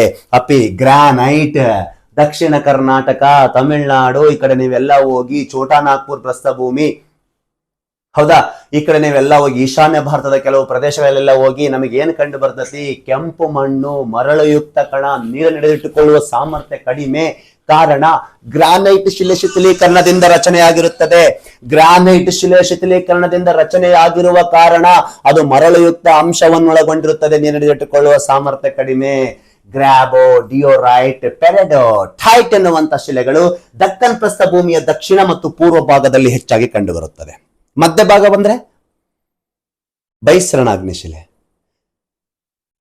ಅಂತಃಸರಣ ಅಗ್ನಿಶಿಲೆ ಬಂದ್ರೆ ದಕ್ಕನ್ ಪ್ರಸ್ಥಭೂಮಿಯ ದಕ್ಷಿಣ ಪೂರ್ವ ಭಾಗ. ಪೂರ್ವ ಭಾಗದಲ್ಲಿ ಛೋಟಾ ನಾಗ್ಪುರ್ ಬರುತ್ತಾ ನೋಡಿ, ತಮಿಳುನಾಡಲ್ಲಿ ಕಂಡು ಬರುತ್ತೆ. ಆಂಧ್ರ ಪ್ರದೇಶ, ಒಡಿಸ್ಸಾ, ಛೋಟಾ ನಾಗ್ಪುರ್, ದಕ್ಷಿಣ ಕರ್ನಾಟಕ ಕೆಂಪು ಮಣ್ಣು ನಾಡು ಅಂತ ಕರೆಸಿಕೊಳ್ಳುವ ಮರಳುಯುಕ್ತ ಬೃಹತ್ ಕಣಗಳಿಂದ ಕೂಡಿರ್ತಕ್ಕಂಥದ್ದು. ಉದಾಹರಣೆಗಳು ನೋಡೋದಾದ್ರೆ ನೋಡಿ, ಪೆಗ್ಮಟೈಟ್, ಗ್ರಾನೈಟ್, ಡಿಯೋರೈಟ್, ಗ್ರಾಬೋ ಅನ್ನುವಂತ ಶಿಲೆಗಳಾಗಿರ್ತವೆ. ಪ್ರಕೃತಿಯಲ್ಲಿ ಮೇಲೆ ರಚನೆಯಾದರೆ ಬಹಿಸ್ಸರಣ, ಆಂತರಿಕವಾಗಿ ರಚನೆಯಾದರೆ ಅಂತಃಸರಣ. ಎರಡನ್ನು ಹೊರತುಪಡಿಸಿ ಮಧ್ಯಭಾಗದಲ್ಲಿ ರಚನೆಯಾದರೆ ಮಧ್ಯಂತರ, ಹೈಪಾಗಸಲ್ ರಾಕ್ ಅಂತ ಕರೀತಾರೆ. ನೋಡಿ, ಸಂಪೂರ್ಣ ಮೇಲ್ಮೈ ಅಲ್ಲದೆ ಸಂಪೂರ್ಣ ಅಂತರಾಳವೂ ಅಲ್ಲದೆ ಭೂ ಮೇಲ್ಮೈ ಸ್ವಲ್ಪ ಕೆಳದ ಲಾವಾರಸವು ಘನ ವಿಭಜನೆಯಾಗುವುದನ್ನು ನಾವು ಏನ್ ಕರಿತೀವಿ? ಮಧ್ಯಂತರ ಅಗ್ನಿಶಿಲೆ. ಡಯಾಬೆಸಸ್ ಮತ್ತು ಡೋಲೋರೈಟ್ ಎನ್ನುವಂತಹ ಶಿಲೆಗಳು ಉದಾಹರಣೆಯಾಗಿರುತ್ತೆ. ಇಷ್ಟತ್ತು ಮಾತಾಡಿದ್ದು ಅಗ್ನಿಶಿಲೆ. ಇಷ್ಟತ್ತು ಮಾತಾಡಿದ್ದು ಯಾವ ಶಿಲೆ? ಅಗ್ನಿಶಿಲೆ. ಅಂದರೆ ಲ್ಯಾಟಿನ್ ಭಾಷೆಯ ಇಗ್ನಸ್ ಎಂಬ ಪದದಿಂದ ಬಂದಿದ್ದು, ಇದನ್ನು ಇಂಗ್ಲಿಷ್ ನಲ್ಲಿ ಇಗ್ನೇಷಿಯಸ್ ಎಂದು ಕರೆಸಿಕೊಳ್ಳುವ. ಇಗ್ನಸ್ ಎಂದರೆ ಅಗ್ನಿ, ಕನ್ನಡದಲ್ಲಿ ಬೆಂಕಿ. ಅಂತರಾಳದ ಶಿಲಾಪಾಕ ಪ್ರಕೃತಿಯಲ್ಲಿ ಬಂದು ರಚನೆಯಾಗುವ ಅಗ್ನಿಶಿಲೆ. ಅದನ್ನು ನಾವು ರಾಸಾಯನಿಕ ಸಂಯೋಗದ ಆಧಾರದ ಮೇಲೆ ಮತ್ತು ಅದು ರಚನೆಯಾಗುವ ಕ್ರಿಯೆಯ ಆಧಾರದ ಮೇಲೆ ಎರಡು ಭಾಗಗಳು, ರಾಸಾಯನಿಕ ಸಂಯೋಗದ ಆಧಾರದ ಮೇಲೆ ಅದರಲ್ಲಿರುವ ವಿವಿಧ ಧಾತುಗಳ ಮಿಶ್ರಣದಿಂದ ಕೂಡಿರ್ತಕ್ಕಂಥ ಸಿಲಿಕಾನ್, ಕಬ್ಬಿಣ, ಅಲ್ಯೂಮಿನಿಯಂ, ಆಮ್ಲಜನಕ, ಸೋಡಿಯಂ, ಪೊಟ್ಯಾಷಿಯಂ ಎಲ್ಲವನ್ನು ತೆಗೆದುಕೊಂಡು ಸಿಲಿಕಾನ್ ಯುಕ್ತ ಅಂಶ ಹೆಚ್ಚಿದ್ದರೆ ಆಮ್ಲೀಯ, ಸಿಲಿಕಾನ್ ಯುಕ್ತ ಅಂಶವಿದ್ದರೆ ಕ್ಷಾರೀಯ. ಅದನ್ನು ಹೊರತುಪಡಿಸಿ ರಚನೆಯ ಆಧಾರದ ಮೇಲೆ 3 ಭಾಗ. ಆಂತರಿಕವಾಗಿ ರಚನೆಯಾದರೆ ಅಗ್ನಿಶಿಲೆಯಲ್ಲಿ ಅಂತಃಸರಣ, ಬಾಹ್ಯವಾಗಿ ರಚನೆಯಾದರೆ ಬಹಿಸ್ಸರಣದಲ್ಲಿ ಅಗ್ನಿಶಿಲೆ, ಬಹಿಸ್ಸರಣ ಶಿಲೆ. ಅವೆರಡರ ಮಧ್ಯೆ ಆದರೆ ಮಧ್ಯಂತರ ಶಿಲೆ ಅಂತಂದೇಳಿ ನಾವು ನೋಡಿದೀವಿ. ಅಗ್ನಿ ಇರುವ ಕಾರಣ ಅಗ್ನಿ, ಇದರಲ್ಲಿ ಖನಿಜಾಂಶ ಇದೆ, ಪಳೆಯುಳಿಕೆ ಇರಕ್ಕೆ ಸಾಧ್ಯ ಇಲ್ಲ. ಈಗ ನೆಕ್ಸ್ಟ್ ಬರ್ತಕ್ಕಂಥ ಶಿಲೆ, ಅದೇ ಯಾವ ಶಿಲೆ ಅಂತ ಬಂದಾಗ ಸೆಡಿಮೆಂಟರಿ ರಾಕ್, ಪದರ ಶಿಲೆ. ಅದರಲ್ಲಿ ಪಳೆಯುಳಿಕೆ ಇರುತ್ತೆ, ಅದು ಅಗ್ನಿಯಿಂದ ಆಗಿರಲ್ಲ. ಪ್ರಕೃತಿಯಲ್ಲಿ ಈಗಾಗಲೇ ರಚನೆ ಅಗ್ನಿಶಿಲೆನೇ ಪದರ ಶಿಲೆ ಆಗುತ್ತೆ. ಬನ್ನಿ ಹಾಗಾದ್ರೆ ನೋಡೋಣ. ಅಂತರಾಗ್ನಿಶಿಲೆ ವಿವಿಧ ರೂಪಗಳು. ಸಾರಿ, ಇಲ್ಲಿ ನಡಕ್ಕೆ ಇನ್ನೊಂದು ಟಾಪಿಕ್ ಇದೆ, ಅದನ್ನು ತಗೊಂಡ್ಬಿಡಿ. ಅಂತರಾಗ್ನಿಶಿಲೆ ವಿವಿಧ ರೂಪಗಳು, ಇದನ್ನು ಸಹ ನೋಡ್ಕೋಬೇಕಾಗತ್ತೆ. ನೋಡಿ, ಲಾವಾ ಘನ ವಿಭಜಿಸುವ ಆಧಾರದ ಮೇಲೆ ವಿವಿಧ ಆಕಾರದಲ್ಲಿ ಅಂತಃಸರಣ ಅಗ್ನಿಶಿಲೆಯು ಜನ್ಮ ತಾಳುತ್ತದೆ. ಹೌದಾ? ಘನ ವಿಭಜಿಸುವ ಆಧಾರದ ಲಾವನೇ ಅಲ್ವಾ? ಲಾವ ಅಂದ್ರೆ ಶಿಶಿಲಾಪಾಕ, ಅದೇನಾಗುತ್ತೆ ಶಿಲೆ. ಘನ ವಿಭಜನೆ ಆಧಾರದ ಮೇಲೆ ಆಂತರಿಕವಾಗಿ ಅದು ವಿವಿಧ ಆಧಾರದ ಮೇಲೆ ಏನಾಗುತ್ತೆ ಅಂತಃಸರಣ ಅಗ್ನಿಶಿಲೆಗಳು ಜನ್ಮ ತಾಳುತ್ತೆ. ಅವುಗಳಲ್ಲಿ ಮುಖ್ಯವಾದವು ಬ್ಯಾಥೋಲಿಕ್, ಲ್ಯಾಕೋಲಿಕ್, ಡೈಕ್, ಸಿಲ್, ಪ್ಯಾಕೋಲಿಕ್ ಮತ್ತು ಬಸ್ಸಾಸ್ ಅಂತ ಕರಿತೀವಿ. ನೋಡಿ, 100 ಕಿಲೋಮೀಟರ್ ಒಳಗ 100 ಕಿಲೋಮೀಟರ್ ಆಳದಲ್ಲಿ ಅಂತರಾಗ್ನಿ ಶಿಲೆಗಳ ಬೃಹತ್ ಗಾತ್ರದ ಕೂಡಿದ್ದು ಕಠಿಣಗಳಿಂದ ಕೂಡಿರುತ್ತೆ. ಅದು ಬ್ಯಾಥೋಲಿಕ್ ಅಂತ ಕರಿತೀವಿ. ನೋಡಿ, 100 ಕಿಲೋಮೀಟರ್ ಭೂಮಿ ಮೇಲ್ಮೈಯಿಂದ 100 ಕಿಲೋಮೀಟರ್ ಅಂತರಾಳದಲ್ಲಿ ಮತ್ತೆ ಎಷ್ಟು ಪ್ರೆಷರ್ ಇರುತ್ತೆ, ಅದು ಎಷ್ಟು ನಿಧಾನಕ್ಕೆ ಘನ ವಿಭಜಿಸಿರುತ್ತೆ, ಬೃಹತ್ ಮಲಿನ ಕಣಗಳಿಂದ ಕೂಡಿದ್ದು ಬ್ಯಾಥೋಲಿಕ್ ರಾಕ್ ಅಂತ ಕರಿತೀವಿ. ಒಂದು, ಭೂ ಮೇಲ್ಮೈಗೆ ಸಮೀಪದಲ್ಲಿ ಗುಮ್ಮಟ ಆಕಾರದಲ್ಲಿ ಲಾವಾರಸವು, ಲಾವಾ ಅಲ್ಲ, ಲಾವಾರಸವು ಘನ ವಿಭಜಿಸಿ ರಚನೆಯಾಗುವ ಶಿಲೆ ಲ್ಯಾಕೋಲಿತ್. ಇಲ್ಲಿದೆ ನೋಡಿ, ಲ್ಯಾಕೋಲಿತ್ ಗುಮ್ಮಟದ ಆಕಾರದಲ್ಲಿ ರಚನೆಯಾಗೋದು. ಇದು ಪ್ಯಾಥೋಲಿಕ್, ಒಳಗಡೆ ಬ್ಯಾಥೋಲಿಕ್, ಇದು ಲ್ಯಾಕೋಲಿತ್. ಹೌದಾ? ಲಾವಾರಸವು ಹೊರಬರುವ ಮಾರ್ಗದಲ್ಲಿ ಶಿಲಾ ಪದರಗಳು ನಡುವೆ ಹರಿದು ತೆಳುವಾದ ಪದರಗಳ ರೂಪದಲ್ಲಿ ಘನ ವಿಭಜಿಸುವ ಸಿಲ್ ಅಥವಾ ಹಲಿಗೆಗಲ್ಲು ಎಂದು ಕರೆಸಿಕೊಳ್ಳುತ್ತೆ. ನೋಡಿ, ಸಿಲ್ ನೋಡಿ, ಈ ರೀತಿ ಇದೆ ನೋಡಿ, ಸಿಲ್. ಹೌದಾ? ನೋಡಿ, ಇಲ್ಲಿದೆ ನೋಡಿ, ಸಿಲ್, ಹಲಿಗೆ ರೂಪದಲ್ಲಿ. ಹೌದಾ? ಅವನೆಷ್ಟಂದ್ರೆ ತೆಳುವಾದ ಪದರಗಳ ರೂಪದಲ್ಲಿ ಘನ ವಿಭಜನೆ, ಈ ರೀತಿ ತೆಳುವಾದ ಪದರ ರೂಪದಲ್ಲಿ ಸಿಲ್ ಅಂತ ಕರೆಸಿಕೊಳ್ಳುತ್ತೆ. ಇದರ ತದ್ವಿರುದ್ಧವಾಗಿ ಶಿಲಾಪಾಕವು, ಯಾವ್ದರ ಸಿಲ್ ತದ್ವಿರುದ್ಧವಾಗಿ ಶಿಲಾಪಾಕವನ್ನು ಛೇದಿಸಿ ಭೂ ಮೇಲ್ಮೈ ಕಡೆಗೆ ಮುನ್ನುಗ್ಗಿ ಘನ ವಿಭಜಿಸುವುದಕ್ಕೆ ನಾವು ಡೈಕ್, ಹೌದಾ, ಮೋಟು ಶಿಲೆ ಎಂದು ಸಹ ನಾವು ಕರಿತೀವಿ. ಏನಂತ ಕರಿತೀವಿ? ಡೈಕ್ ಶಿಲೆ, ಮೋಟು ಶಿಲೆ. ನೋಡಿ, ಅದು ಈ ರೀತಿ, ಇದು ಈ ರೀತಿ ಉದ್ದನೆಯ, ಈ ರೀತಿ ಇದರ ತದ್ವಿರುದ್ಧ. ಇದು ಹಲಿಗೆಯ ಆಕಾರದಲ್ಲಿ, ಇದು ತದ್ವಿರುದ್ಧವಾಗಿ ರಚನೆಯಾಗುವಂತ ಶಿಲೆ. ಮೇಲ್ ಮುನ್ನುಗ್ತಾ ಇದೆ ನೋಡಿ, ಇದು ಮುನ್ನುಗ್ಗುವಂತ ಶಿಲೆ.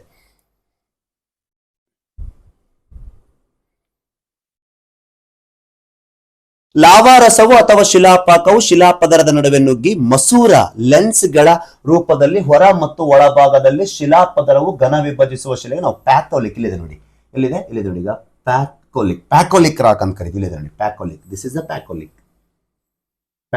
ಈಗ ಇಲ್ಲಿದೆ ನೋಡಿ, ದಿಸ್ ಇಸ್ ದ ಪ್ಯಾಕೋಲಿಕ್. ಇಲ್ಲಿ ಕೊಟ್ಟಿದ್ದಾನೆ, ಈಗ ತಲೆಸಿಡಿಸ್ ಕೊಟ್ಟಿದ್ದಾನಲ್ಲ ಅವನು. Yes, this is the phacolith. ಏನ್ ಹೇಳ್ತಿದ್ದಾನೆ ಅವನು?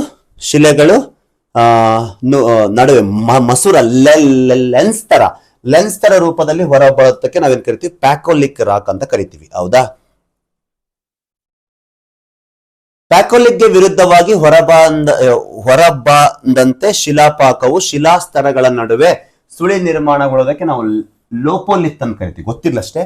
ಬ್ಯಾಥೋಲಿಕ್ ಗಳಿಗಿಂತ ಚಿಕ್ಕದಾಗಿರೋ ಗುಮ್ಮಟ ಆಕಾರದ ಅಂತರಾಗ್ನಿಶಿಲೆಯನ್ನು ಬಸ್ಸಾಸ್ ಮತ್ತು ಸ್ಟಾಕ್ಸ್ ಅಂತ ಕರಿತೀವಿ. ಇಷ್ಟು ಗೊತ್ತಿರ್ಲಿ. ನೆಕ್ಸ್ಟ್ ನೋಡಿ, ಅಗ್ನಿಶಿಲೆಯ ಕೆಲವು ಗುಣಲಕ್ಷಣಗಳು. ಇದನ್ನು ಮಾತಾಡ್ಕೊಂಡು ನಾವು ಏನು ಹೋಗೋಣ? ಸೆಡಿಮೆಂಟರಿಗೆ ಹೋಗೋಣ. ಇವುಗಳು ಪಳೆಯುಳಿಕೆದಿಂದ ಕೂಡಿರುವುದಿಲ್ಲ, ಕಾರಣ ಬೆಂಕಿ ಇರೋದರಿಂದ.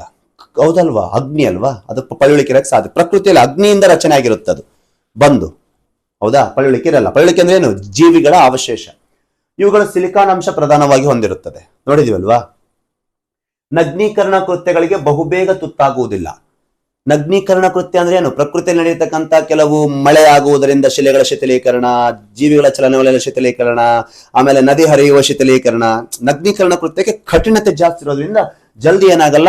ನಗ್ನೀಕರಣ ಕೃತ್ಯ ಸವೆತ ಕ್ರಿಯೆಗೆ ನಿಧಾನ ಟೈಮ್ ತೆಗೆದುಕೋ, ಕಾರಣ ಗಡುಸತೆ ಕಠಿಣ ಕೂಡಿರುತ್ತೆ. ಹೌದಲ್ವಾ? ಅಗ್ನಿಶಿಲೆ ಕಠಿಣ, ತುಂಬಾ ಒತ್ತಾದ ಕಣಗಳಿಂದ ರಚನೆ ಆಗಿರುತ್ತದೆ.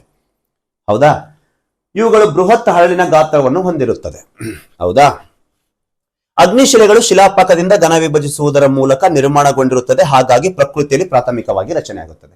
ಮತ್ತೆ ಒಳಗಿರ್ತಕ್ಕಂಥ ಆ ಶಿಲಾಪಾಕನೇ ಮೇಲ್ ಬಂದ್ ಫಸ್ಟ್ ರಚನೆ ಆಗೋದ್ರಿಂದ ಅದಕ್ಕೆ ನಾವು ಪ್ರಾಥಮಿಕ ಶಿಲೆ, ಅಗ್ನಿಶಿಲೆ ಅಂತ ಕರಿತೀವಿ. ಫಸ್ಟ್ ಇದೆ, ಆಮೇಲೆ ಪದರ ಶಿಲೆ.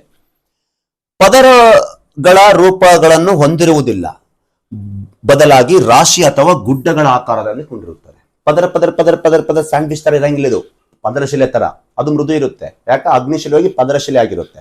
ಇದು ಏನಿರುತ್ತೆ, ಗುಮ್ಮಟಾಕಾರ ಮತ್ತು ರಾಶಿಗಳಿಂದ ಕೂಡಿರುತ್ತೆ. ಎಲ್ಲ ಗುಡ್ಡಗಾಡುಗಳು ನೋಡ್ತೀವಲ್ವಾ ಶಿಲೆಗಳು, ಅವೆಲ್ಲ ಅಗ್ನಿಶಿಲೆಗಳೇ. ಹೌದಾ? ಕಟ್ಟಡ ನಿರ್ಮಾಣಕ್ಕೆ ಬಹು ಉಪಯುಕ್ತವಾಗಿರುತ್ತೆ, ಯಾಕಂದ್ರೆ ಖನಿಜಾಂಶಗಳಿಂದ ಕೂಡಿರುತ್ತೆ, ಗಡಸು ಜಾಸ್ತಿ ಇರುತ್ತೆ, ಕಠಿಣ ಇರುತ್ತೆ, ಕಟ್ಟಡ ನಿರ್ಮಾಣಕ್ಕೆ ಚಲೋ. ಹೌದಾ? ಅಪಾರ ಪ್ರಮಾಣದ ಲೋಹ ಖನಿಜಾಂಶಗಳನ್ನು ಒಳಗೊಂಡಿರುತ್ತೆ. ಹೌದಾ? ನೋಡಿ, ಪೆಟ್ರೋಲಿಯಂ ಅನಿಲ, ಆಮೇಲೆ ಇದು ಏನು ಸ್ವಾಭಾವಿಕ ಅನಿಲ, ಕಲ್ಲಿದ್ದಲು ಮೊದಲಾದ ಜೀವಾವಶ್ಯಕತೆ ದೊರೆಯಂಗಿಲ್ಲ. ಅಗ್ನಿ ಅಲ್ಲ, ಇವ್ಯಾವುದರೆಲ್ಲ ಇವೆಲ್ಲ ದೊರೆಯಬೇಕಂದ್ರೆ ಏನು, ಪಳಿಯುಳಿಕೆ ಇರಬೇಕು ಜೀವಿಗಳಿಂದ. ಹೌದಾ?